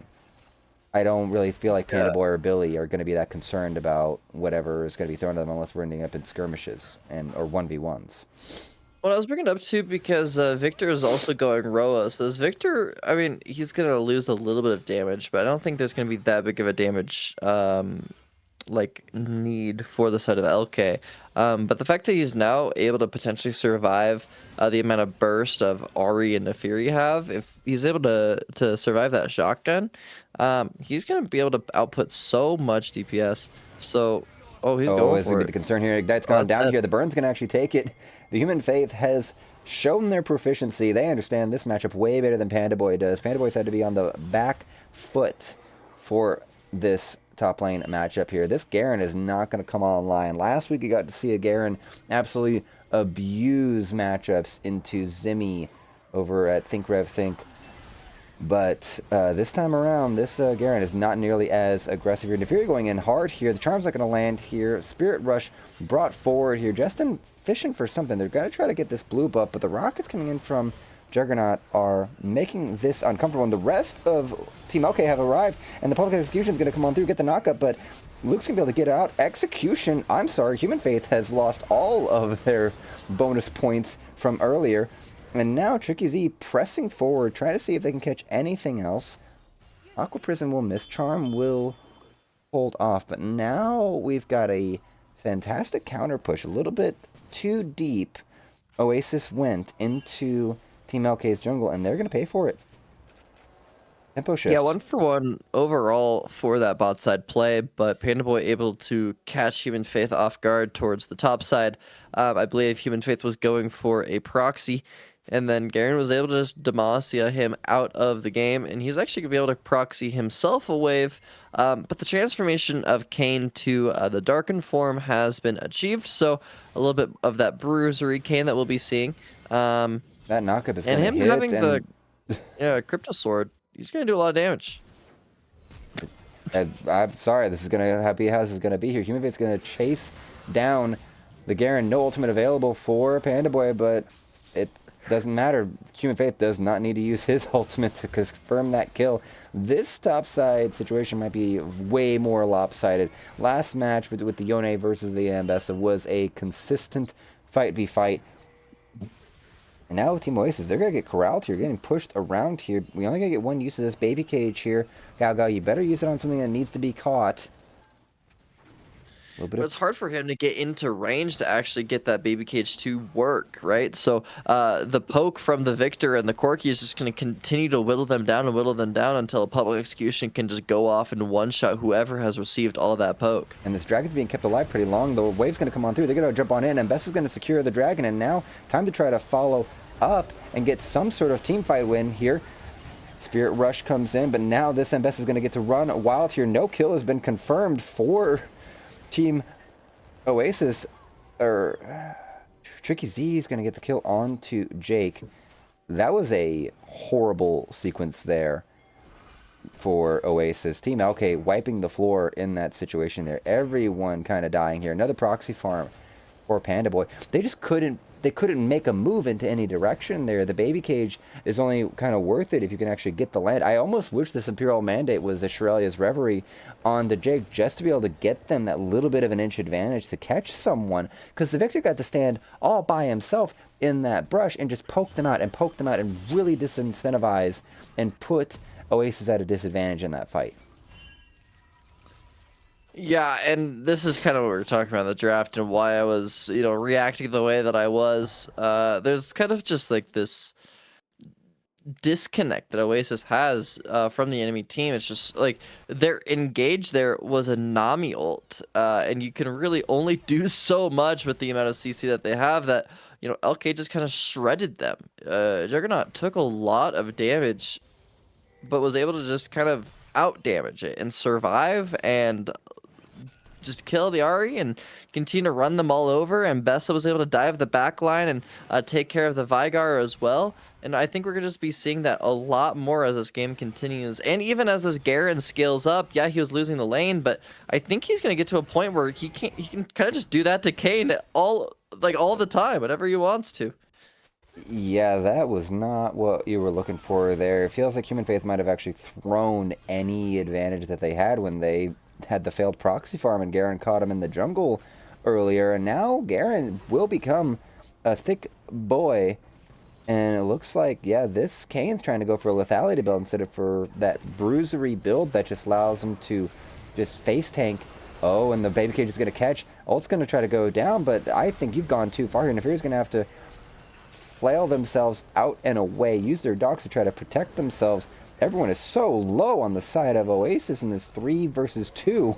And Juggernaut and Tricky have no problem coming through. Gonna be able to Valkyrie forward. Gets the kill onto the Nami. Jake is gonna die. And now the public execution from Billy will take out Gao Gao. Oh, and Human Faith has arrived to try to actually get some recovery. He's gonna be able to put the ultimate, but I don't know if it's gonna get as close as he wants to the target. Gets the knockup. He might get the kill. The kill will be stolen, and now the rotation. I'm sorry, Billy went in to try to save that, but Justin has rotated. A curious decision making there for Elkay team members to keep extending into that fight. Yeah, I'm quite curious. Billy had a lantern on top of him that he could have just grabbed and run away from even before Kane was able to get that ulti off, but instead he chose to fight. I think his mouth was a little bit bigger than his stomach there, hoping for that kill, but all the while Garen was just able to farm up topside and is able to just TP bot and deny anything from this Kane to continue to accelerate. That's awkward. But Domlax also TP'd at the same time. That is very awkward here. That's going to be a really poor movement decision and just map play. I don't know if Oasis are going to be able to catch this or notice this, but that's going to put the Team Elkay on the back foot for at least where they want to put their players. Herald's being taken by Oasis at this time. This is very opportune for him. The Victor has made it top lane to at least contest for the wave, while Garen is all but confirmed. There it is. And now for the 1v1. Human Faith not going to chase much further. And never mind. All right, flash in here. Knockup's going to confirm, and I believe it's going to be another execution. Ult's going to come through. Scythe has executed flash over, but through the wall, you cannot run away. I don't know why he bothered with that. The E was still available. And Human Faith follows him to the ends of the earth and puts him in the dirt there. And now, Human Faith, Public Execution is going to miss. Human Faith is going to be on a long wild goose chase. He's going to waste the time of 3 members of Team Elkay. They're going to try to get him, but I think he's going for the execution. He's going to be able to get the wave. Takes a turret shot. There's a dragon up in 8 seconds. This is a very awkward situation that's being manufactured here by Oasis. Human Faith is safe. They're not going to be able to go in and get him. He's going to take some hits. Herald's going to bring the mid tower low. This is a rather awkward, tense situation right now. Yeah, Panda Boy was able to, on that death, buy a full mortal reminder, and now that they're on that back step, because they kind of just gave up all their positioning for that chase onto Kane, and just Garen dying at a really bad time, they are going to lose the 3rd dragon of the game. But, you know, Elkay's okay with that. They already picked up 2, so yeah, it's stalling their soul for another 5 minutes, but I think they can continue to just scale, get invested to find a 2nd item, maybe find a 3rd item for this Corki, and then Victor having his 2nd item by the time that this 3rd dragon, or this 4th dragon comes up, and I think they're perfectly happy with that scenario. A lot of spikes coming through for the side of Elkay, and the grubs are going to great use with Victor and Garen continuing to side lane and pulling the attention away from Oasis each and every rotation. Yeah, and I see Oasis actually making mistakes on their own lane assignments here. I'm not sure about Ahri into Garen precisely as a matchup, but I would still believe that Human Faith on the Kane into the Garen would be the preferable lane assignment, but I feel like that's almost being, I can't tell if it's being manufactured by Elkay or if it's being capitalized on, because now Human Faith once again is being hunted, and Team Elkay really putting some resources in to try to catch this Kane out in the corner. I don't know if that's Panda Boy saying like, hey, just take care of him, just isolate. Execute's going to come through. He's not going to be able to get it. The flash is perfect by Tricky. And now, Human Faith, he's not going to be able to get anything done here. Billy's going to get the kill. And now the Garen gets to kind of act freely. That felt like a strange little auto attack. Spirit Rush used.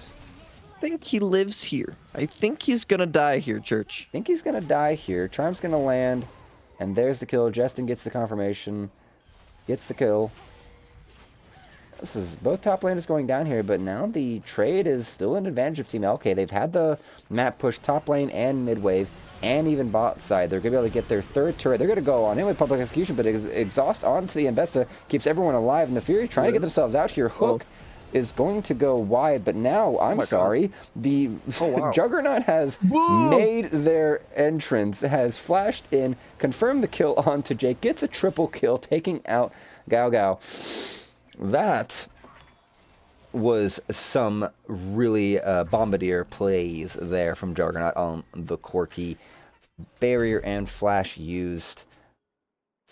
Elkay's coming in with some fury on this, and I know Oasis handicapped themselves with this comp, but this has been a pretty good round, pretty good game from Elkay.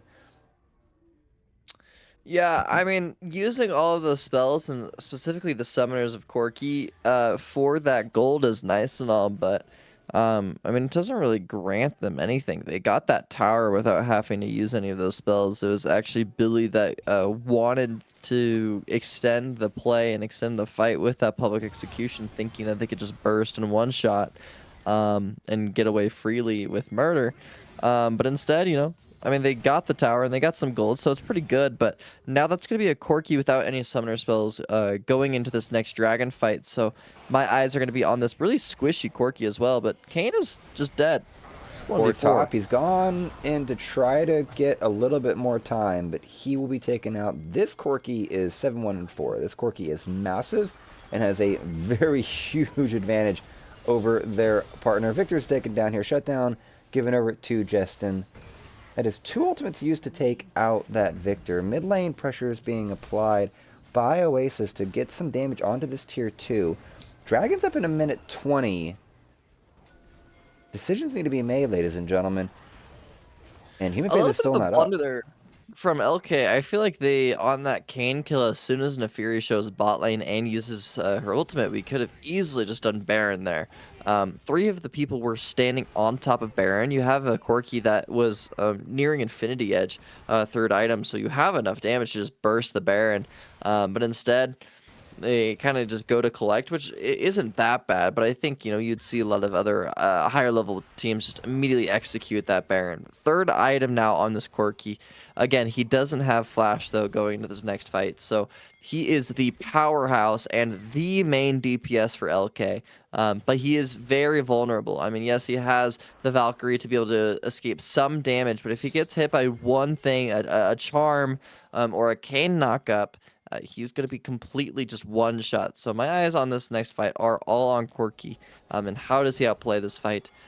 In what engage tools or lack thereof of Oasis are they going to use on this Corki? Teleport use, Hook's going to land, it's going to catch the Arya, but that's kind of not much else to be done here. Knockup's going to hit, and they've actually hit their right target here. Humankind inside of the Corki will take him out here, and this is falling apart really hard. The flank teleport from those blue wards you saw there at the top of your screen cement the play, chain the play in here for Oasis to get themselves back into this game, take this dragon away, bring the dragon score even. Very good decision-making, very good map and team play there from Oasis. May even be able to save this inhibitor turret just in the nick of time before Panda Boy got himself a little bit too many advantages. And now they're looking topside here. I don't know if they're trying to hunt this Garen or if they want to hunt the Baron, but they are looking around for him. Scanner's on. They might have seen that here. No, Jake's going to catch a little surpriser. Aqua Prison will catch out Panda Boy. He will be taken down. Kill goes over to Human Faith. Another advantage secured. Yeah, remember when I asked if the Corki, if it was worth it to flash for 2 kills out of the tier 2? It seems no, because he gave away the shutdown and he gave away another dragon. And giving the team that kind of lacks damage Infernal Dragons to stack will allow them to deal a little bit more damage. So, but it seems that on that recall, they're just going to try to coin flip Baron.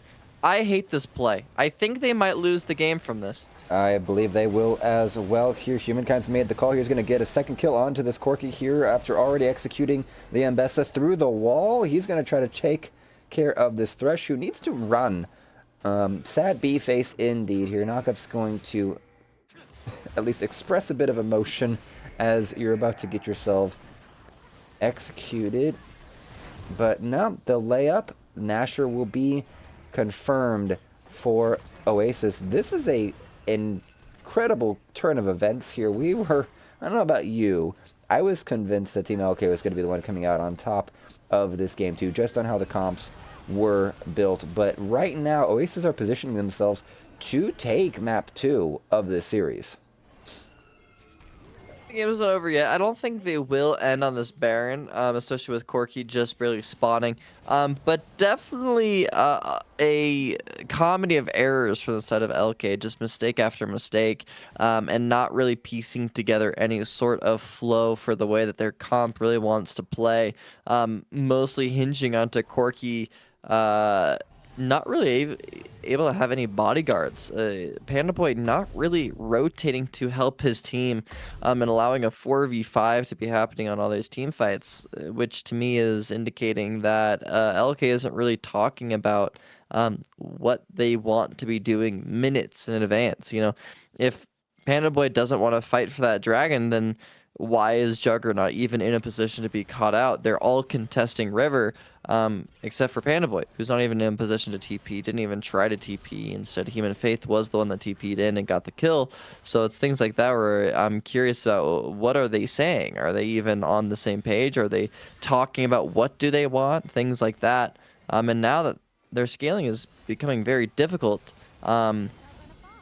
because of the Baron and the 2 dragons that Oasis have been able to collect based off the LK's mistakes. Oh, and that Corki's about to get caught up again here, chomped up by Nefiri. Nefiri almost going all the way in. Public Execution's gonna miss, but now Nefiri in trouble. It's gonna hit their Q spell onto the Corki, but now Humankind is gonna have to actually put themselves inside of Panda Boy. Is gonna get 1 kill, gets the Corki, gets out. That is not... I don't think Billy intended to hand off his problems to Juggernaut, but that's what happened. And now all that Justin has to really do here is just wave clear. Silence is going to hit here. Does not have any ability to get away from this here. Ari will go down. That's what's needed to be done here by Panda Boy to try to at least salvage this situation. The backs are going to come in from Gao Gao and Jake, the Dark Flare Mage Vagar.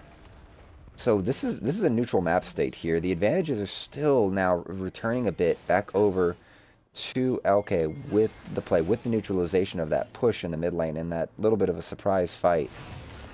Ooh, it's going to be a catch here. Knockup's not going to land. And next Drake up in 43 seconds. The timing of this Drake is going to be really awkward for Elkay with the way that Panda Boy has extended his lead, but if he's able to get this catch on Kane, it could be huge. This is actually very important right now here. Kane's going to go on in, get inside of Garen, but it's not going to actually get much confirmed. He's going to flash away here. The knock-up. The Tidal Wave's going to come through, but that's a fantastic chain. The hook almost gets it, but the Garen will go down. Human Faith will survive. Teleport in. This is going to be a full fight here before the dragon even starts, but this is everyone. This is everyone in hand here. The hook's going to land, but that's not what you want here. Tricky's going to go down here. Dark Flame Mage is going to get the kill. The Spirit Rush pumps in. He eats so much, but another kill. Triple kill for Gao Gao. This Vagar is going off here. Goals golden. Good way to dodge the pounce from the dogs, but Victor will go down as well, and that may be it. They're going to walk this wave all the way up to this tier 2 tower. I don't believe they're going to be able to end on this. The timers aren't that long.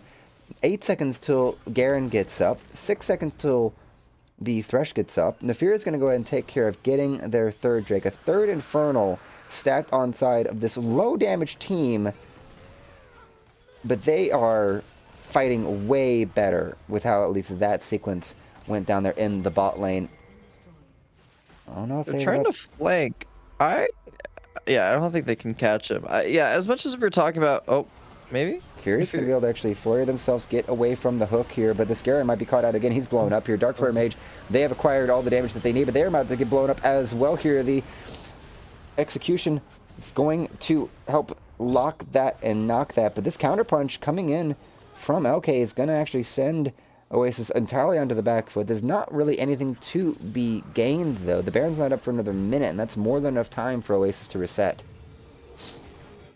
Yeah, I mean, as much as we were talking, I was harping on the fact that Oasis has no damage. They've kind of gotten to a point where they're able to hit Elkay with their wallets. I mean, Kayn is at 4 items, and Rabadon's has been finished for the Vigar. Rabadon's finished just barely for Ahri as well. So they kind of are at a point where their comp does deal damage. And the most important thing is that the low range Corki went for this weird full glass cannon crit build, which normally you would see kind of the more bruisery Trinity Force build with like Shojin and things like that. And I think if he went that build, he wouldn't have 5 deaths, especially because he went Mercury Treads as well. And I understand why. There's a lot of CC on Oasis, but honestly, the only threat that he's really under if he's playing these fights properly is Kayn. Kayn, you can't really outplay as Corki, whereas like Vigar and R, you are able to weave in and out of their spells. Also, in the meantime of me talking about the items and wallets, Kayn actually bought a full item, so he's full build now on that Kayn. Meanwhile, Garen is just going to continue to split and threaten bot inhib. Yeah, and mid lane's going to be threatened as well. I still feel like they should just take this Baron. I think they're going to. Some backs are coming through. Justin's going to make their way back to try to at least prevent any more damage onto the base itself. Human Faith has done the same here. This bot lane inhib tower getting dangerously close to falling, and I believe Billy might have overstepped themselves. That is bad pathing here. The Kayn's going to go on in. Another ultimate. That's a little bit of an overinvestment, and Justin with the Spirit Flourish, they're going to try to go through and catch more, but Garen might be the only prize that they get. He's going to try to jump on to the Neferi, but that's not exactly how it's not going to go how you want it to. He's going to get his Q up to at least remove the slows, but more slows are going to come. Dark Flare Mage with another kill.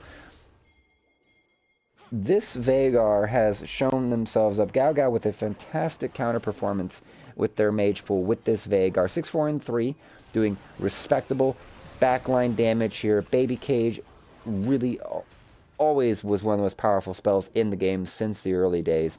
And now with the scaling, 312 bonus AP on top of the rest of their build, that Rabadon's Death Cap adding excess AP to this Veigar. And there's not really a lot of MR on the side of Elkay. I'm looking, and I think I only see like the Merc Treads on the side of Juggernaut. But the siege has begun. That was a flash from Domlax. I don't think that was for anything. That is not a good sign of things to come, and that is going to be a dead Corki here. Doesn't even get to the fountain to try to suicide the Kayn into the laser. The counterpunch, though, is coming through. The execution's going to hit, and I'm sorry here, but Dark Flare Mage and the rest are about to go down here. Neferi's going to try to recover here. Human Faith doing the best that he can, but he has nothing else to give. The Panda Boy will Panda slap Oasis in the face, and there's just one dog left, and it's time to leave here. Team Elkay pull off a heroic defense of their base, and they extend their stay in this match a little bit longer. It's going to be really difficult because Oasis now has Soul spawning in about 35 seconds, and Elkay has to trudge through the 2 inhibitors down. And all of those heavy waves that are pushing into their base, they have to push these waves out and get river control, clear the wards that are in their bot side jungle, and place the wards of their own. But with the time so awkward, I think Justin is able to TP into some of these wards and into the bot wave to just take space if they decide to, and Neferi's already off of map, so they're going to have to peek into some of these awkward bushes and terrifying jungle of their own. They're already starting to take a little bit of mid space, but they haven't started to investigate towards the jungle. Meanwhile, Panda Boy still is pushing top, forcing Human Faith to collect that wave. He does have TP, though. Both top laners do have their top lane quest of TP. But with Doomlax so far behind on this tempo play, I think Elkay might just have to give up this Infernal Soul, and then they might just lose here. They very well may. There's teleports available, but the rest of Team Elkay doesn't seem very coordinated about how they actually want to do this. They're sitting on the edge of their own jungle, a little too scared to come on in, and I can understand why. Humankind's sitting there ready to end their dreams of having a chance at winning this second game. Justin's going to get themselves into a little bit of trouble. It's going to get silenced here. It's going to get executed. Panda Boy trying to buy a little bit of edging, a little bit of timing here. The Infernal Soul has been taken and confirmed by Oasis. I don't think there's a way out of this for Elkay. The kill captured by Panda Boy just now, it's nice, it's great, doesn't remove the buff though. And now we're just waiting for another 2 minutes, and then Oasis is going to go take the Baron, and that will be the time when they push everything into Elkay's base, and it's going to probably be all over there. Knockup's going to hit here. I think Humankind's going to be greeting out a little bit. He will get the execution, takes out the Victor, gets the second knockup, hits the Corki, but he's going to burn through Thresh like he's not even there. Gets himself into the wall and makes his escape. Okay. Well, I think he just won the game off that play, because now they can just trudge down mid, and unless he gets caught, he can kind of just heal up, and with it being a 2v3 and the Infernal Soul and the TP coming in from Arya, they're just going to trudge down those minions into the walls of the enemy Nexus, and might just be wraps for Elkay. Yeah, and the Fairy trying to play a little bit of shield, make sure that there's not any opportunities for this Mbessa to get too far in and disrupt the situation. The Manu Wave will be convoyed, will be coached in to the turrets. One last hurrah here. Public Execution is going to hit, but it's not going to kill anybody, and that Corki is disappeared. That is game 2 into Oasis' hands. Jake leading the charge on this Nami. We have ourselves a 2-0 record so far in this series. Team Elkay, their entire sponsorship may be with a fountain, but I am still thirsty to see them actually hold a candle to Oasis and how this team has been able to pull out very interesting picks, and for Humankind to kind of be still getting the better here of Panda Boy when the game really plays itself out fully. I mean, just a masterclass of Kane top lane, I guess. I mean, the Kane just completely took over the game, and it didn't also feel like LK were really understanding of the way that they wanted to play with Panda Boy. Panda Boy was permanently on the side lane, never really joined a team fight at all. And I don't think LK really know how to play with a side lane. And 4-1, to be honest, is a little bit difficult to play around. It requires a lot of communication, a lot of back and forth on, okay, what is your state like? What do you want to do with this state? What's our state like? And how can we use each other's state and help each other out? And you can see from the mood swing that is this gold graph at the bottom, Elkay had a really great sizable lead going into mid game, but it was just one big mistake around these dragon fights and lack of dragon fights that just led Kane to completely take over the game and just kill people. Like literally just walk at them and one-shot the Corki over and over. Every single W from this short-range Kane was able to land onto the Corki, and then just easy follow-up, Q, auto, R, and you're dead. So from there, they just didn't really have a means to stop the Kane. No good CC. The best that they had was a Thresh hook. And unless that landed, then that Kane was able to just run free and take over the whole game. Yeah, there's only really 3 CCs on the side of Elkay that was ever going to actually stop this Kane between the Mbessa's ultimate, the Thresh hook, and flail. Everything else on the side of Team Elkay. The only other CC that would have actually affected anything for Kane, since Kane is such a spell-weaving bruiser, brawler, assassin, would have been the silence from Garen's Q. But that was never really capitalized on. And this team just was sorely underprepared for the amount of mobility that comes out of Kane between his dash, between going through the walls, between the ultimate, just enabling him to get into the back line. Even if you're trying to take him away from his allies, he don't need and did not need help in this match. I will comment and appreciate that this gold graph will likely be how your upcoming therapy session will be. It will be a small talk into the absolute rage of some of these team comps, but into a much more peaceful with the blue there at the end of this gold graph for you in your upcoming session, my dear Tvan. We are going to take ourselves into a break as we get ready for the third and final map match between Oasis and Team Elkay. We will see if Elkay with their Captain Kel can find themselves a second win in their entire league season. while Oasis on the up and up with a good, solid 2 first maps here tonight. We'll see y'all soon. You are clear. Thank you.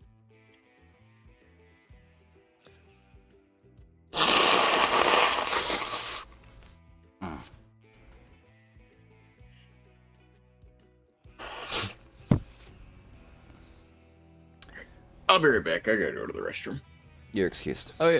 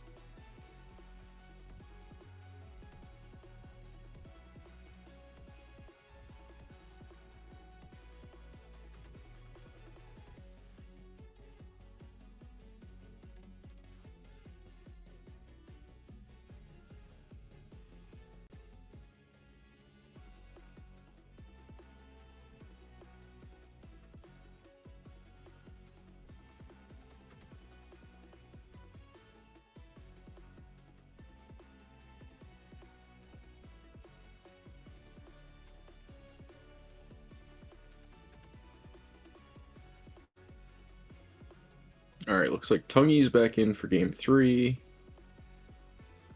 That's the only change Oasis is making. Okay.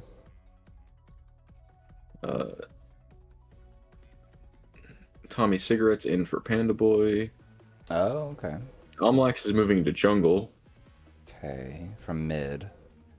Yeah, Kel's going in Kel's mid. in from mid.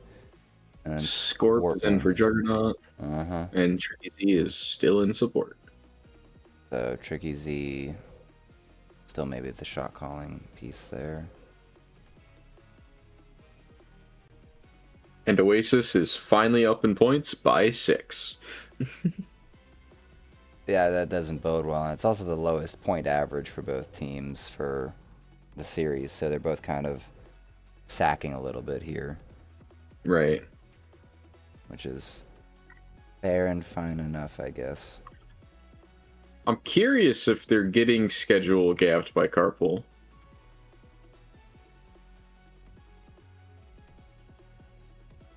By carpool? Oasis. What do you mean by that? Because Carpool is just like their higher point value ADC over Dark Flare Mage.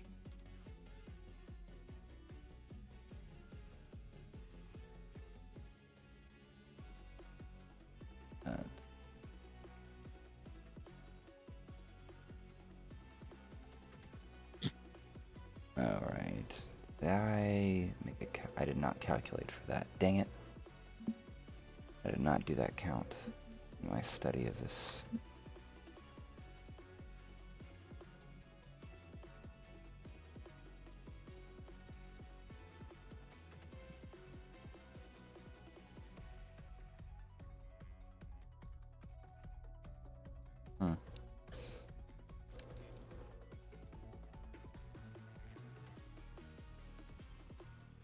Jungle, mid,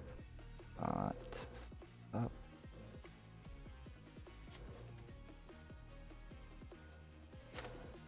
One, two, three top laners.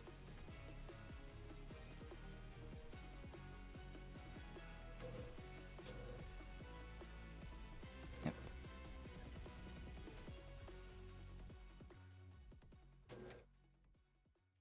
One, four junglers. Yeah, it looks like the only person off role this game is Dark Flare Mage, based on their, selected roles. Well, they're role locked in sub bot, and I believe they're Right. typically a mid laner.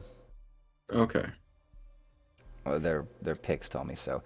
Yeah, because Josh was giving me info, but I did not land much other than just Gagao, Dark Flare Mage matchup, and then there's a lot of off-role players on Oasis this season. So. Alright, looks like Oasis is blue side again. Four. One, I think. 2, 3, 4 mid laners. 1, 2, 3, 4, 5, 6, 7 bot lane options. 1, 2, 3, 4. 4 supports. Interesting. That is awkward. And a low agency roster in a way. 3 top laners, 4 junglers, 4 mid laners, 7 bot laners, and 4 supports for Team Oasis by explicit roles. Woof. Yeah. That's a lot of ADC. That is, and ADC is like the lowest agency role in the entire game, so it kind of, it just doesn't feel good. You know, like Team Elkay isn't really limited except for in bot lane. There are 5 top laners, 4 junglers, 4 mid, 3 bot, and 6 supports. You know, yeah. And support has more agency than bot lane, so it's curious. I think normally when teams are drafting, they're looking at like primary roles more than secondary, and then secondary comes into effect when like schedule gaps happen. Yeah, perhaps. This is where when the drafting conversation ever gets brought up, I'm like, I can't even begin to think about like where with how or whatnot with that. Mm-hmm. I've never like I think I understand like the NFL draft like per se, but I'm just like that was something I was like, I cannot index intelligence into this without. I don't have the time for it. I'm sorry. Yeah. Okay, they are starting to ready draft. And I have completed the daily puzzle for today on chess.com. So. Oh crap. I You're gotta change their lineups. Oh, goody. Okay, tell me secret. Wait, did I already do it and I didn't pay attention? That's crazy. You outsmarted yourself. Apparently I already did and I wasn't thinking about it. Isn't that nice? It's like when you do your homework before you go home. And you go home, you're like... Oh, that was me all the time. I didn't do homework at home. Yeah. If it didn't get done in school, it didn't get done. That I believe in that as a principle for how school should work. It's just unfortunate that wasn't how things worked for you. Yeah. Yeah. T-Sig, Domflax, Kel, Scorp, Trick Z, Human Faith, Luke, Tungy, Gao Gao, and Jake. I keep seeing the Human Faith and I keep thinking of like Hanuma Kind or whatnot, the Indian rapper. Yeah. All right. So it looks like they will be starting draft very soon. If you guys want to do like your normal like pregame talk, so we can actually like do draft live. Yeah, we can do that. Jump us in a little bit earlier for the preamble. Yeah. Tvan? Sure. Okay. I guess I can send you in now then. Yeah, let's give it a try. Think I'm ready to do so? Yep. Going in. You are live.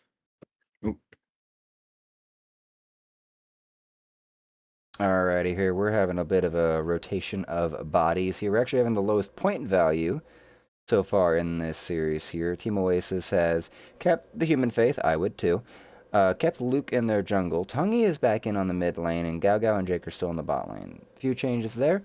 Over on the side of Team Elkay, they brought in T-Sig, Tommy Cigarette in the top lane. This is might hurt a little bit. Domflax has come from mid lane to jungle. Kel, the captain, has made their way in for the mid lane. Scorp has come in for the bot lane AD carry, and Tricky Z is still here for the support. This feels like a little bit of a mild sandbagging on either side for just the very extensive rules and such for points and how to keep yourself healthy and aligning with the rule book here at the Final Boss Draft League. But do we have any initial opening takes here, Tvan, for the rotation of bodies? My only worry for both of these teams is just going to be the gap that is in the top lane, a tier 1 versus a tier 3. I mean, the Human Faith was kind of their only reason Oasis was able to win last game with his proficiency on the Kayn, but having 2 tier 1s in the bot lane could be a good counterweight to what is happening in the top side. So we could see the difference between a really fed bot lane, a really proficient bot lane versus a very fed top lane, in which team is able to pursue that sort of lead harder and more proficiently, which could be a fun little storyline to follow, but you never really know with this kind of league. So that's kind of what I'm looking at. I'm still afraid of the Human Faith, and I'm sure Elkay is also afraid of what he has been doing in the top lane. So that's where my worries are at currently. That makes sense entirely. Scorp and Tricky would need to really capitalize on their advantage and their skill set over Gao and Jake, who Gao Dark Flare Mage is not even a regular bot lane AD carry kind of player. That's been made clear, and that's been very obvious considering game 1 was a Swain, game 2 was a Veigar, and that Veigar did not really turn into much until the overwhelming power from the Human Faith and the scaling had taken advantage or had taken over the situation. Malzahar, Aurora, and Blitzcrank banned on the side of Oasis, and then Tryndamere, Action, and Camille banned on the side of Team Elkay. Jarvan, Elkay's first pick. Usually Jarvan was banned out in other matches, in other games that we've seen. Has not been allowed through too often, but has been secured for Domflax here. Domlax. Jarvan's so awesome. Yeah, that's awesome. I'm a big fan of that one too. Orianna's a pretty good answer into Ahri. And Jarvan is just a really solid jungler to have, especially into Dark Flare Mage's pool of only, so far what he showed is only immobile mages. Jarvan eats up immobile carries for breakfast, so that's a really good counter pick and a really good pivot they're able to show. I'm curious if Dark Flare Mage has a mobile mage or a mobile carry to play in order to counter what is Jarvan. But so far, they're kind of just taking the L with the Seraphine kind of comp. Yeah, Seraphine Immobile, that's going to be an easy pickup and pop for Jarvan there. Going to ruin the concert, crashing into the stage. But this is kind of also, this is bodes well for Team Elkay. The Zaheen picked up on the side of Oasis. I believe I've seen a bit of Zaheen, like maybe in the jungle, but I still feel like that's going to be a Human Faith pick in the top side. Yeah, it can be flexed. Speaking of flex, though, Yasuo is also technically a flex, but if I remember correctly, the Scorp guy loves playing Zed AD carry. So, or excuse me, Yasuo AD carry. So I was reading his tag of Zed. The Yasuo AD carry, which is pretty proficient, and I think in these leagues, I mean, you already have 2 very solid knockups to combo with the Yasuo. So I think it could be played really well, especially into mages. I think there are a lot of mages that Yasuo can eat up the same way that he does in the mid lane. But with the longer lane that is bot lane, it's a little bit more dominant for the side of Yasuo. So far, Elkay has a really solid 3 core. But Oasis also could really round out this comp in a way that may makes them very powerful and very strong that Elkay is unable to really cut through. Indeed. I like the idea of the Yasuo coming in for the wind wall into the Seraphine abilities, able to negate most of Seraphine's kit with that wind wall, not to mention the same for most of Ahri's kit. So this Yasuo reserves a very clear potency to negate a lot of what Oasis can throw at them. Going to the second round of bans here, the Kayn taken away from the humankind, the human faith. I appreciate it. Maybe wasted if that Zaheen has already been prescribed to go topside. Veigar, Nautilus, and Rel taken away from Gaogao and Jake. Strangely, actually, correction. So Gaga will not be getting their Veigar in this next match. Might be going back to the Swain, which would really limit and shorten this comp and put a lot of magic damage on Oasis's side. But Jake is chosen to deny any of those hook option engages between the Nautilus, the Blitzcrank, and the Rel. We may be seeing Thresh another time here from Trixie. No, he is going to take the Nami. So we're going to have two Enchanter support mages on both sides to set up these teams, these team comps. I can't say that I'd usually think of Nami to typically be a good pairing with a Yasuo. It's good. It's fine. I mean, Nami offers some knockups for Yasuo to be able to play off of, but also, I think honestly, Nami is a really evergreen enchanter to be able to pick. We just picked Braum. Yeah. So sorry. That just made my brain hurt. We're picking Braum with Seraphine 80 carry, which means that like who's gonna auto attack on a Braum passive. Also, we picked it into Nami, and Nami loves, like, Braum hates range supports. I mean, yeah, he kind of messes up Yasuo, but oh, I don't even remember what I was talking about. That's how, like, that Braum pick really No, threw you me are off. okay here. That T-boned me as well here. My brain stopped functioning as well. I was about to start messaging production to verify this was not an error on the drafter side of things. The Garen's picked up, but I don't even care about that. That's not special anymore. We saw that last game. It did not do well. But a Braum Seraphine ball lane sounds like an absolute just sludge experience to put yourself through here. The synergy between the two, you might knock up or stun a bunch, but the damage, I just don't really expect it for a while. Gaga's not going to get a lot of damage out of the Seraphine until they're probably 2 to 3 items in, and I really hesitate on just the Braum as an idea to counter the comp that Team Elkay has brought together. There's been a Scion secured for the top side, so the Yasuo is confirmed to be in Scorp's hand in the bot side. But once again, Oasis coming in with a very suspicious, very curious and comp that is really baffling the both of us. I don't know how this is going to roll, because now it looks like Human Faith has decided to pick up the Garen to really show Team Elkay how it's done. I don't know. This is going to be a mystery to solve here. I believe we can wrap it up actually and get ourselves going into the loading screen here. Final thoughts here, Tvan. I just really wish that Braum was a Leona. I just think like that should be a Leona. I think Leona does the exact same thing that Braum would do, but better. It's a little bit more synergistic. I think a Rakan could have been better. There's a lot of other options that Braum could have been replaced by that really rounds out the comp of Oasis. But we saw Oasis win with one of the most let me be a little bit nice, with one of the most strange hodgepodge of champions in the last game. And I think that this comp has a little bit more synergy going with it than we've previously seen them have. So I think that is something that they can be successful with. However, this go round, Elkay has a really just like ooga booga go in and kill comp, which is very easy. It's just full death ball.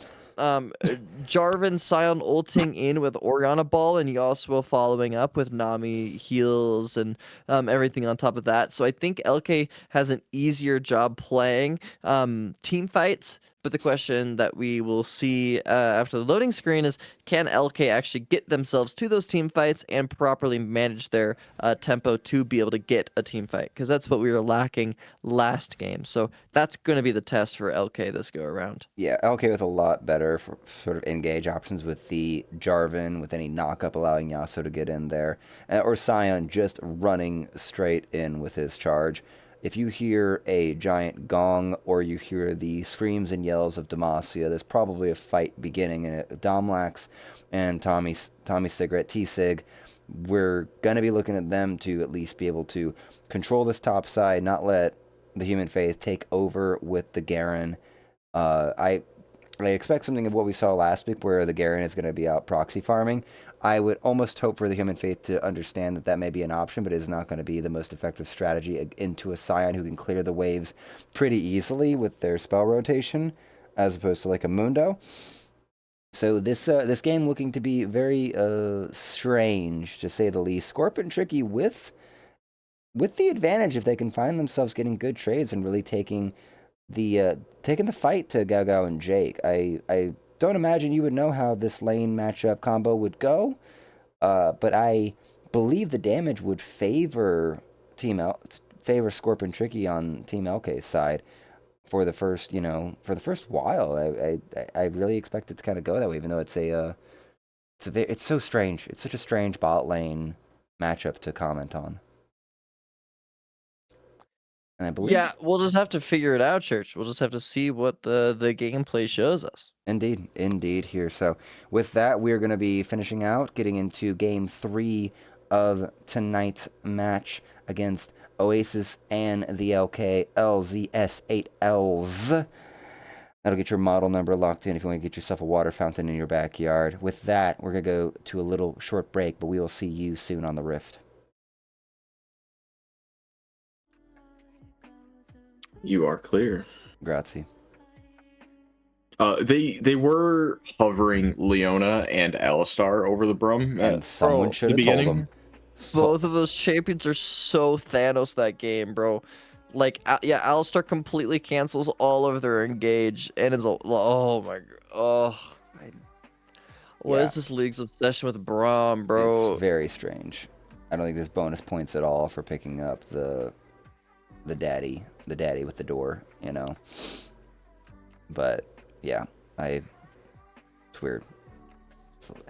Seraphine Braum, I'm being reminded of hearing first about like Blitzcrank Alistar. I'd be like, 2 supports, why would you do that? Then you realize you can just CC chain people into the tower. It's like, you don't understand. The damage isn't in the champion.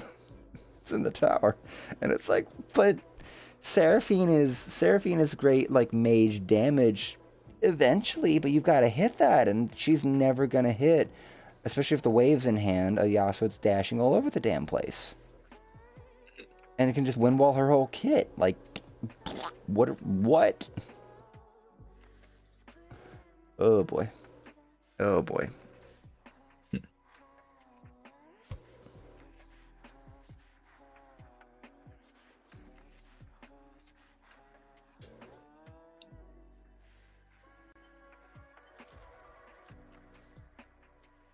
Huh.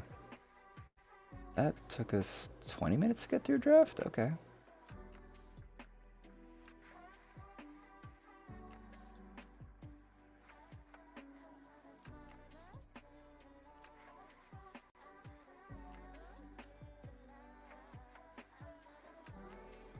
I don't have timestamps on anything I've done, so I couldn't tell you. I looked at the clock when it said like 10 o'clock when we were like either at the end of last match or getting into draft or something. So I was on the. I was only. I feel like it'd be at the end of last game because, like, 20 minutes. It's been a while. Yeah. So, and that draft didn't take too long or whatnot. I don't know. I was on the like, are we gonna be done by, before, or after 11 tonight? It's looking like maybe right at. Depends on if me and Tvan just wrap it up real quick. Like, and that's the end of the barrel match. The brawl has been confirmed, and Oasis is not the worst team in the league. I'm sure Tvan just wants to go to bed at this point. Oh yeah. I do have work at 5 a.m. tomorrow. Bro. Dude. So I would like to. I am so down to wrap it up ASAP. You're probably more upset than I am to find out that this was like block 3 games then. Because we've had so many 2-0s. I'm like, all right, we still got to do another one. Yeah, I mean, I don't usually open like this. It's my schedule's really inconsistent. Woof. Yeah. Gotta love coffee shops. Yep. Yep. Yep. I'm actually realizing. Thankfully, with my work, the only time I ever have to go into work on a weekend is if we're hosting some kind of event, and even then, I don't have to go into work till like 11 usually. I have to be at work at 4:40 a.m. tomorrow. Jeez. When does is it just you there at the coffee shop early, or is there? Yeah, I think I'm gonna be alone until like 7 o'clock tomorrow. 3 hours of just getting the place ready, and then relief shows. Yeah, I'm just serving people for 2 hours by myself. Yeah. Nice.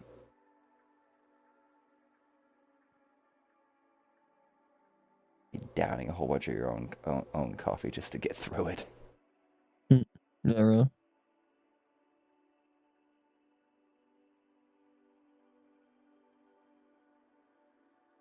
See how this King is going through on the highlights, kind of what I expected. But this is a clearly more bruiser build Kane. It's just like, I just queued through you and just got a quarter of my health back. Yeah. There was one fight towards the end there in the last game. He pressed R at like 200 HP and came out at like 1200. I always So hate sick. that about Kane. I remember I have one match where there was a red Kane that just was unkillable. And he dove us like under mid tier 2. And I was like, this is ass. This is dumb. This is so dumb right now. Dude, like, champs that heal that much are actually just stupid. It justifies getting Grievous Wounds items, but it's the classic team IQ issue, you know?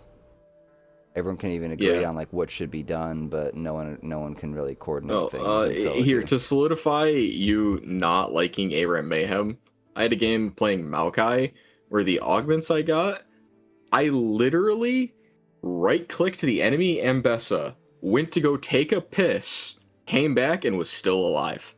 That's fantastic. That's fantastic. Okay, the game is live, if you guys are ready. Yep, ready. Let's get Tvan to bed. Yep, Yeah, okay. Going in. You are live.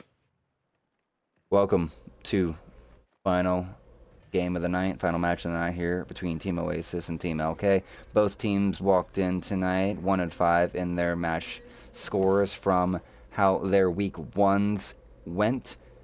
And at this point, Oasis has already taken 2 wins over Team Elkay, and this could be a 3-0 if Human Faith can take the Garen and really carry it, because the rest of the comp, particularly the spots on the side of Oasis, is very suspicious.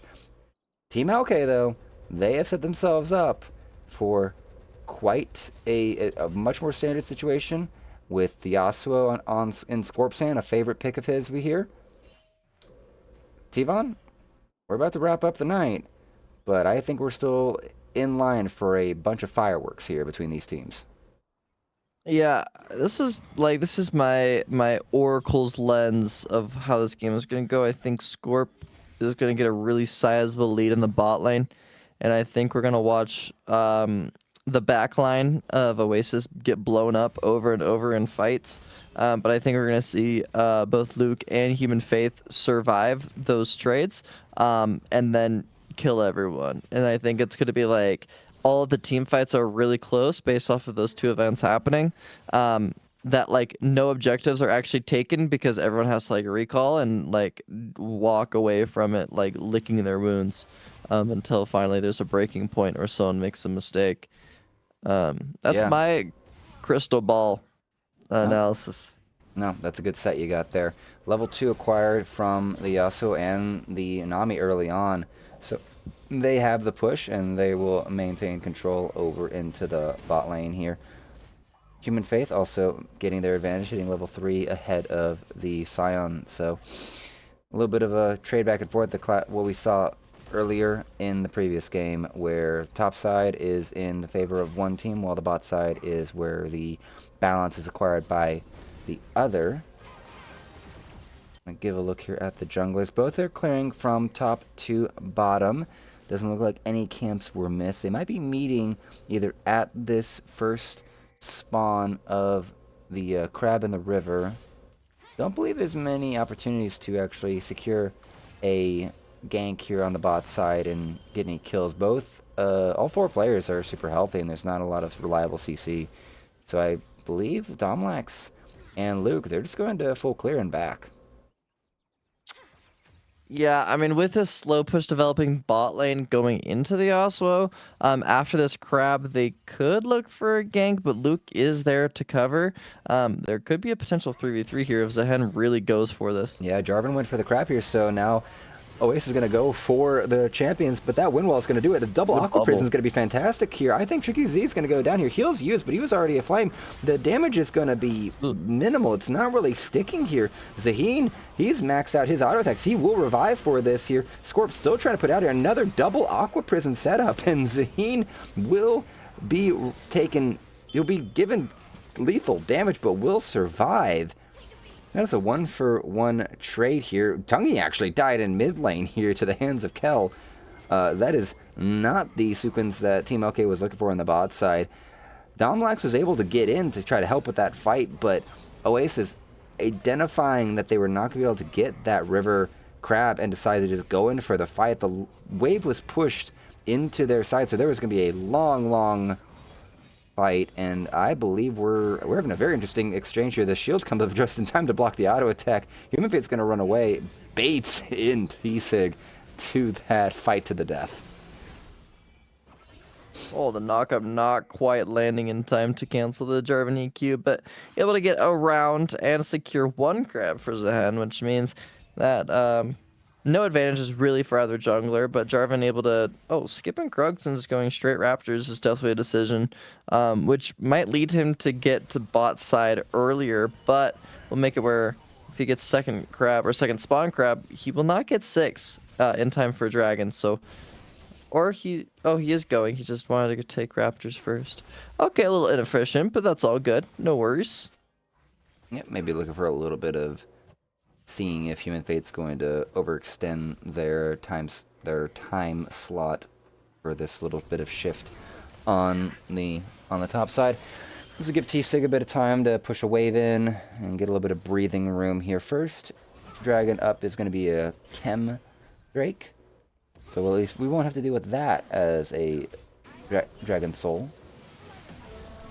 Good damage here, and the counter damage is going to be traded out here. Kel ready to stand their ground here. I don't think they're ready for it. Flash is going to be sent here. Jarvan's going to miss their EQ combo, but the flash in from T-Sig will get the slam, will get the axe hit, will confirm the kill.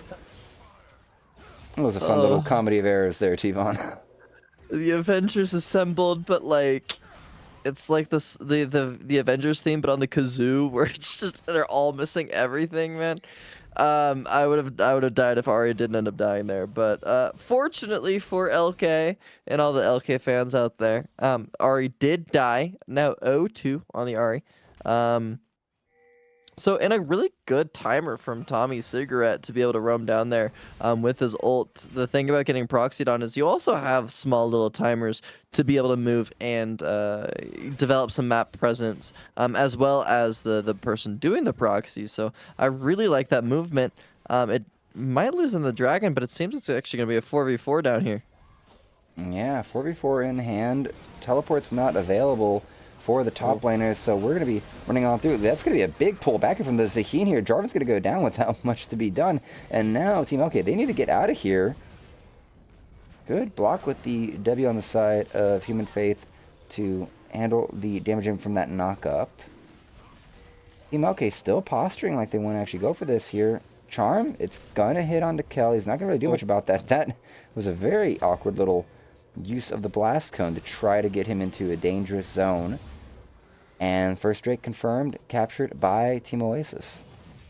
Yeah, I mean, just Elkay can't contest it at that point. You don't have 6 yet on Jarvan, or else that fight is good. You don't have ult on Scorp or Tricky Z. You know, like, Elkay kind of needs their ults to be able to function as a comp. They're a very ult-based, meatball team. That's what we talked about in draft. But without them having any of them unlocked, and also they used a lot of their spells and a lot of their timer on that mid kill, that they tried to try to do that contest a little too fast. If they waited a little bit longer, maybe it's Windup playable. is going to be using there, and that's going to force the phase rush out of Hungui. Braum gonna be. That's just annoying. Yeah. Oh, that's a good knock up there. Yasuo brought low. The damage is pretty good out of this Seraphine, and the damage from that Garen is even bigger here. No one's ever prepared for that execution from Garen. Gonna try to get some of the last bits of CS. Does not get the cannon minion. And teleports may not be up in time here for Tommy Cigarettes, so that wave is going to get fully crashed in. Human Fate's going to be able to get himself a couple of swipes hits and maybe another plate off of this tier 1, and he's going to farm that wave too. This is going according to what you'd expect here, just considering the top side matchup. 2-level lead for the Garen now. Yeah, but I wasn't expecting this bot lead to be as substantial as it is. Seraphine being 2-0 from that previous dragon fight, and also just the early 3v3 at level 4. And that freeze makes things really awkward for Elkay once they get back to lane. They miss a whole wave, and now they have to use a lot of resources to crash this wave under tower and get the bounce back happening. But this could give a timer onto Ahri with no ult. No ult in hand here, but you're going to be put into the cage here. The Jarvan cage is going to be autoed down. Domlax getting himself on the board. That's a good little bit of timer there from Kel to make the call for that play. That is not a good piece. Their flag is put over. He's going to have to find his way out. Looking for a collapse. The bot lane is coming, but the root is going to pretty much prevent any more help to arrive. Kel will come on over to help usher Domlax out of that jungle. But Luke maintains propriety of his red buff area. Yeah, I'm actually really surprised that Domlax was able to get out there. Well, oh, and now we're caught into the middle of it. I'm sorry, Luke. You probably overextended. You're welcome here. Does not have enough auto attacks and will get confirmed, will get killed here. Scorp with one, gets the other here. Braum is down, and now he's going to keep going. He's going all in onto the Seraphine. Knock up, exhaust onto the Seraphine. Is going to flash over the wall to follow them up while the Ahri has been dashing away, trying to escape from this Orianna, but Orianna has enough movement speed and enough tenacity to say, I will chase this fox to the end of the river, into the bot lane. That is a fantastic team fight win for the side of Team Elkay. Watch yourself, T-Sig. Watch yourself. That ultimate's up and available. You've used your shield. Okay. We'll settle the air right now. There's no dragon. shake hands. Yeah, I don't know why that fight actually started. There's no dragon up yet. But I guess For they just Scuttle found Crab Luke. Church, junglers will call everyone for the random Scuttle Crab that doesn't matter. That's the classic. Oh my god. That is a flash in from the driver. He's going to ult. Bring it down. The Braum is randomly up here for the roam timer to match that. Zaheen up here as well. Can't tell if Tommy Six trying to bait in a bit of attention. And now Jarvan is going to have to get out. Zaheen pressing his luck. Teleport back in. I don't know if they're looking for it. The slow's going to hit. Knockup's going to strike. Do they have the damage to take out the Scare? And I don't even know if they got the damage to take out the help. The Braum has arrived. Knockup back through. Ooh. One more auto attack. Tommy Sigurd will confirm the kill, but Zaheen has arrived too. This fight will take out Domlax. And now T6, he's got to run back to his lane. I don't think they can kill him. He's way too thick, but Luke's going to at least get the... Ooh, get his passive built up. So that's a nice little bit of value for a while. He's This going is to be an able to take interesting over. play there from Elkay. I mean, you can't really play around topside ever. You're always going to get out damaged. Sion and Jarvan are not really known for their damage. They're both setups for Orianna and Yasuo. And yeah, I mean, Jarvan can do a little bit of damage, but you know, not a main damage source whatsoever. You need to be playing around Yasuo or Orianna. You can make plays topside to try to recover Sion, but you can't go further than that. Once you have him live, and maybe get one kill, that's the victory, and you have to take it at that. If you're trying to go all in, it's only around Orianna, it's only around Yasuo, because even if Sion gets more gold, it doesn't really change the way that the game plays. Instead, getting this Orianna and this Yasuo to get further accelerated, like we're seeing right now, that's the pathway to killing the enemy Nexus. And so far, I feel like that gold lead, both in mid and bot, will be able to outweigh the lead that Garen is slowly developing in the top side. Yeah, I feel like the decision making here from Tommy Cigarette as well from Domlax in this recent sequence to give way too much attention over to the Sion. Sion is really supposed to just clear waves. The QW combo at a minimum should be able to clear out most of the waves that come into him, and it's part of why I wasn't really concerned about the Garen selection. It was going to be much more, in my opinion, about what Human Faith did with the auto clear that he gets from the Garen kit, and seeing if you could take that advantage and take that spare time to other parts of the map to help out the Zaheen invade or the Ahri, you know, get like a 3-man gank onto the Orianna. But the use that I just saw from Tommy Cigarette as the tier 1 was falling is like, no, you got to clear the wave, and you've got to just make sure you're getting your CS so you're a viable tank. Excess gold in tank hands doesn't really win you games. It buys you space. But if there's no damage to, you know, take advantage of that space that the tank is giving you, then we're just going to fall over and die slower rather than quicker. Yeah, and I mean, it is good to have a Sion be able to tank Zaheen and Garen while Yasuo and Jarvan are diving in the backline, but yeah, you need to make sure that Yasuo Orianna is bursting this backline, and you need to make sure that you have enough damage to be able to cut through this Garen and Zaheen if they do decide to fully group up. But you never know with these Garen players. Apparently last game we didn't see Garen in a single team fight at all, and maybe Human Faith wants to do the same, but instead it's Luke being looked on. Yep, and that's going to be a knockup, and that's going to send the Yasuo in, but he's not really getting the access that he wants here. The Zaheen ult's going to provide a little bit of damage and spacing. Bubble Prison will not capture anyone, and this Yasuo is going very low. He will be slain. Tungy getting in and is getting the reset onto the Spirit Rush. Is going to flash over to get the kill onto the jungler. The rest of Elkay need to run for the hills. Charm will luckily miss Tricky Z, and that should be the end of that fight, unless the Human Faith is getting very ambitious here. He does still have ult to use, so they could do this. Yeah, the pings were put out. If they can clear this wave, they might be able to get themselves a chance, but the stuns are going to stack on top of Kel. Ult's going to come through. That kill's going to be confirmed. No trade. Good little dive there from Team Oasis to really double down on the advantage from that fight. That's going to further delay what Team Elkay can do across the whole map, as Yasuo, he's going to come down. He's going to try to do something here, but knockup's going to confirm from the Aqua Prison. Looks like the damage is going to hit, but the knockup's not going to actually pull. The other Q's not going to really be there. He's going to be able to win this fight here. And now Human Faith, unconcerned with what else can be done to him. That is a poor, unfortunate missing of 2 abilities, 2 Qs from Scorp, and that's going to cost him his life. This Garen is now 5-1-1, 2.1k over his lane opponent, and is probably the reason that Team Oasis even have a gold lead right now.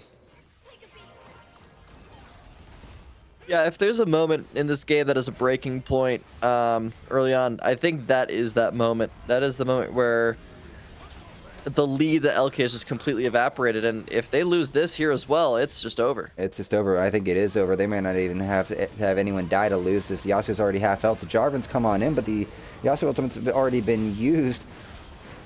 Seraphine just applying fantastic support. Yasuo trying to find his way in. The Zaheen goes off to the side and dies. Braum caught out. Did not respect. Wrong way to flash. Yeah, that is not where you wanted to go, Jake.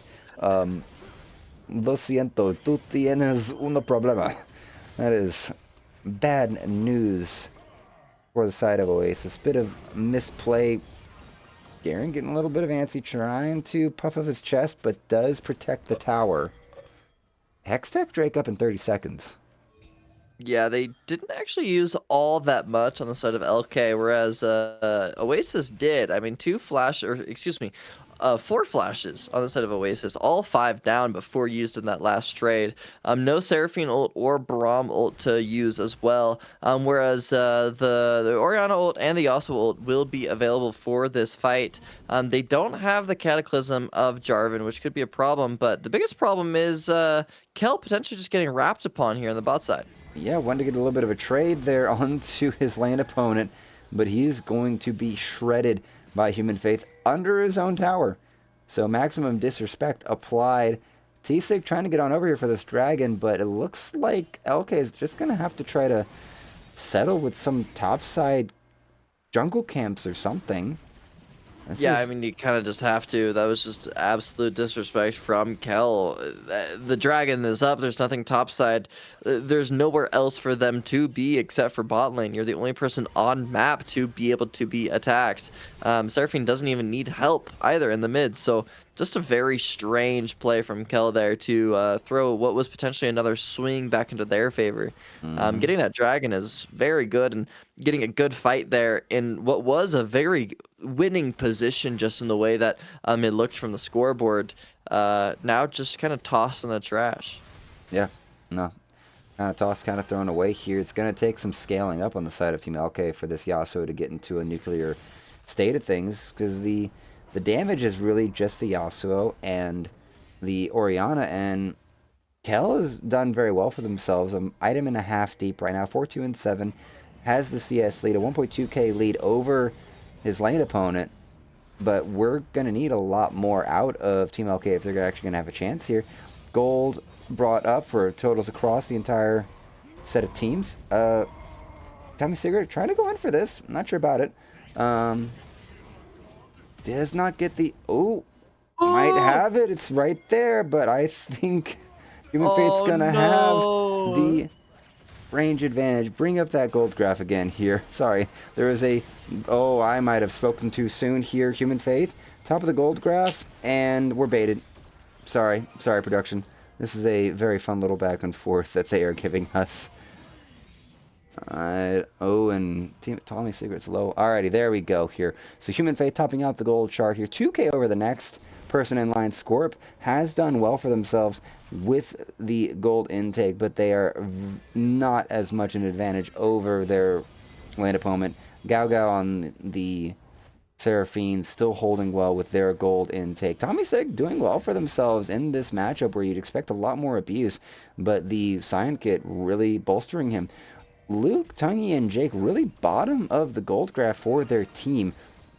Kind of lets you know that Oasis is once again feeling like they're going to be very reliant on the Human Faith to leverage their advantage and leverage the skill difference to really enable the rest of the team to have a chance to win this. And this turret's going down here. Yeah, I mean, it's going to be really difficult for Elkay to kind of swing their comp back into things, because yes, they have a very easy death ball 5v5 comp, but what happens when the enemy team isn't giving you 5v5? So what happens when you have a really strong split pusher? And that's exactly what we're seeing now. Human Faith is kind of just running over this game. Like, yeah, Jarvan's here to maybe fight Garen, but I mean, we didn't even need Ahri TP to bolster this, but that might be able to get them a free kill bot side and get some more map presence going on. But it seems that the eyes are actually going towards there's going to be the execution coming in here. Once the shield went away, it was all going to be over from there. And now Team Elkay have to pull the trigger to try to get something done here. But the flash out from Luke will keep him alive here. He's trying to actually get himself a little bit of space here. The ultimate from the Seraphine to provide cover, but that feels a little bit too much. Ahri on the other side here, providing a bit of pressure on both ends here for Team Elkay to deal with here. But the dash away is going to get the space needed Garen jumps on in, flashes out. The catch is going to be onto the Ahri, but that might be all that the Yasuo gets to do. He's going to try to get himself some space, but Zion's going to come in, get the knock up. That's going to provide just enough. Double kill for the Yasuo. Scorp getting something done here, but I just don't feel like it's going to be enough to provide staying power for Team Elkay. I'm going to pull out some nerd here right now, but I'm sorry. If you have a Shard Blade, it's only good for taking space, not good for holding it. And that is what Scorp is only able to provide for Team Elkay. Unless he can provide and push in, get the space that Tommy Cigarette or others can hold, or they can really kill. They have to kill more than just 2. They have to kill this Garen. This Garen is way too big for just the remainder of Team Elkay to handle. If it's just the Orianna providing damage to try to take down the Sion, that's not going to be enough. To take out the Garen, it's not going to be enough. Yeah, I mean, that's kind of the issue that I talked about in draft as well, is you're going to dive the back line, you're able to get the 2 squishies, but do you have the damage to get these bruisery front lines? And again, with Garen being so far accelerated, you really need a perfect storm for these fights to be able to play out in order to kill the Garen. But with the way that Elkay is set up in all these plays, it doesn't really feel like they're ever putting themselves in a proper scenario where everything goes right. And the way that you set that up is just by always putting the power where your wards are and your setup is. They're doing it really well now. They're bolstering up well.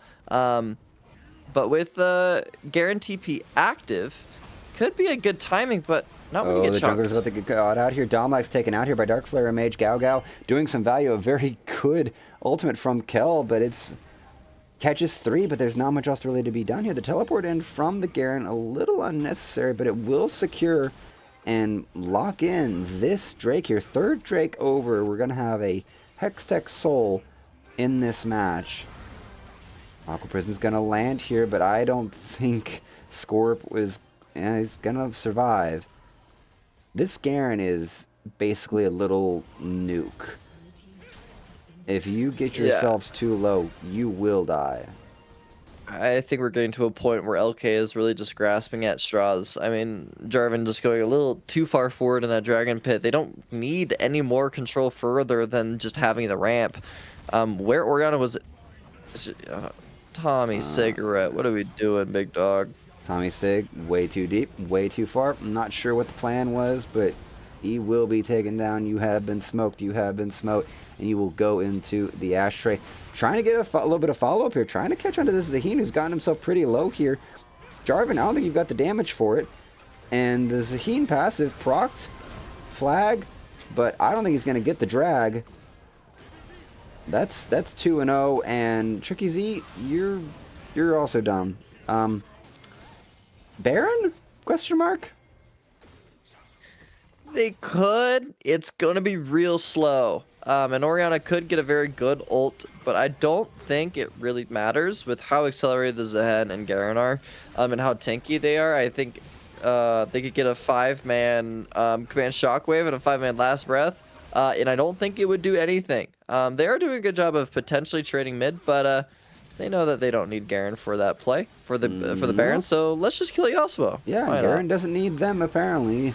Scorp put into a very painful place right now. 5-5-3 on this Yasuo. This was supposed to be the pocket pick and the really hard carry. It just would appear that there's just no countering a Garen in this day and age. I almost want to be able to see a certain type of stat. Oh, they're trying to get him. They are trying to get him, but there's just not enough CC to capture it. T-Sig with an emotional play. They're flashing forward to try to get the knockup, but the damage just isn't there. Fantastic Aqua Prison from Tricky Z as Tungy teleports in to try to capitalize on the mispositioning. But I believe we're going to see a Baron used to break into the Tier 1 mid turret. I don't see that every day. Yeah. I mean, I think the Baron is more going to be used for this Garen to kill side lanes. I mean, I really wish that the Garen was top right now, breaking the top tier 2, but I mean, I guess you can just kill their whole mid. It's just, I mean, sure, why not? Yeah, Human Faith, you could just run them down mid, I guess. Potentially get this mid tier 2 as well while you're at it. Yeah, no. Human Faith setting the tone. And already putting some damage into this tier 2. The flag drag in from Domlax doesn't find a good opportunity that he likes here. They're going to lock in the Garen. He's going to flash inside of the prison. Zaheen going off into the backline here has not got enough auto attacks for the life reset, but that concert ultimate from Seraphine locks into double kill over to the Zaheen, and we're still going forward here. Has not gotten the extra auto. One more auto away, I believe, but will get executed by Kel. It may not be it. The charm's going to land here. I'm sorry, Kel. You are not long for this world here. And now there's just a little Nami to protect the space. This might be inhib. The death timers are sizable. I don't believe they've got the auto attack damage to do much more than get this inhib and walk home and spend their gold. I think if Garen stayed with them mid, that was a possible end angle. I mean, it's cutting close. I think that their decision of just going to get these the top and bot tier 2s is correct. Just get a lot of gold with this Baron that is about to expire in 30 seconds. That is a 4 tower worth Baron. So a really sizable Baron power play overall. And now we've kind of just gotten to the point where they just need to kind of get one more fight in and just win the game from there. Elkay is praying to any god that they can hear that Rabadons will be accelerated for Kel and then an Infinity Edge finished for Scorp. And then maybe if they disconnect the keyboards of some of Oasis's players and then get the most perfect engage going, then they can win. But I don't think it's looking great. I don't think it's looking very good at all there. Domlax having to use his flash to get away. It's not what you want your engaged jungler to do, but Human Faith just following Tricky Z across the map. And Tommy Sigurd having to use his ultimate to get himself out. And now the next dragon has spawned. Exol in hand and available. We're going to see if this is going to be the fight that actually decides the final match here. Oasis looking for the 3-0, looking for a big turnaround this week. This would be a great start to their second week in the league. A little bit of a charge forward here. The Hex Soul has been confirmed, and now I think that's the go time here. I think it's the go button here. Garen just going to go forward with no help. He's going to get ulted, but Scorp will be destroyed. The Garen will finally go down, but I think the rest of the fight is over. That Seraphine ultimate extended all the way to the back line. Double kill has been captured by the Ahri. We're just charging forward here. Sai's going to do his best to clear the wave, but the triple kill locked in by Tungy here. Quadra kill. Ace secured. I believe we have ourselves a game over. I believe Oasis has been able to recover what they wanted, get themselves a bit of dignity, a bit of a back comeuppance here as they progress into their second week in the league.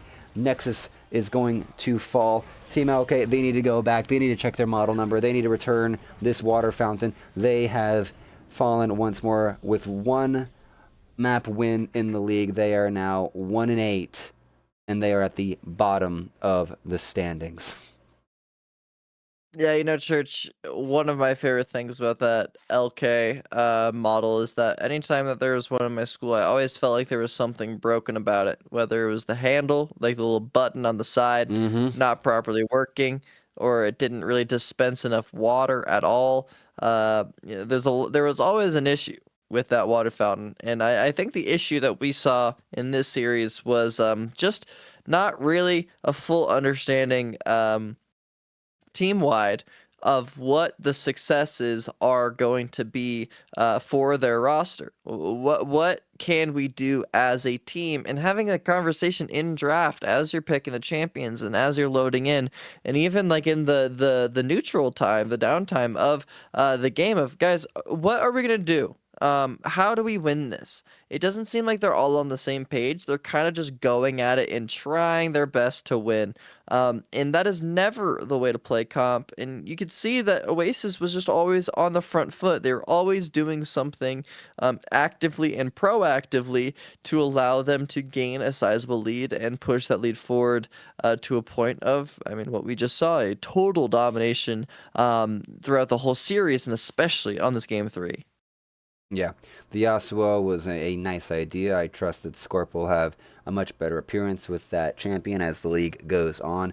But unfortunately, just there was once that Yasuo does not sort of get ahead after 1 or 2 items against the entire just pantheon of the enemy team, it's all over. At that point, he's just ulting in to continue a knockup, maybe provide a bit of damage, but he will be focused down, and he was focused down and removed from the equation, and that just left Kel on the Orianna to try to manufacture and manage the best that they could for taking out the rest of the team. But once again, we have to give the credit back over to the Human Faith. If we were doing MVPs this league, the Human Faith would be the most obvious MVP accolade that I would provide for a match and series so far in casting this league.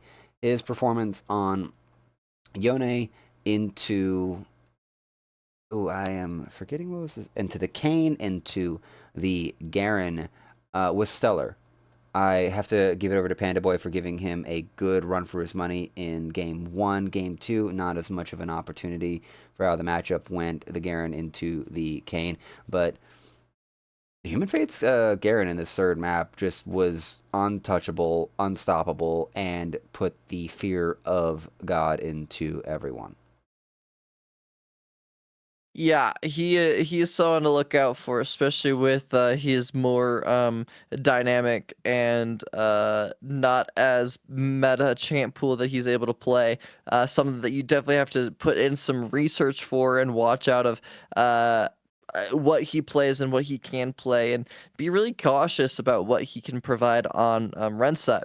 His R5 seems to be very, very dangerous to be able to face against. So definitely the player to look out for as this tournament progresses.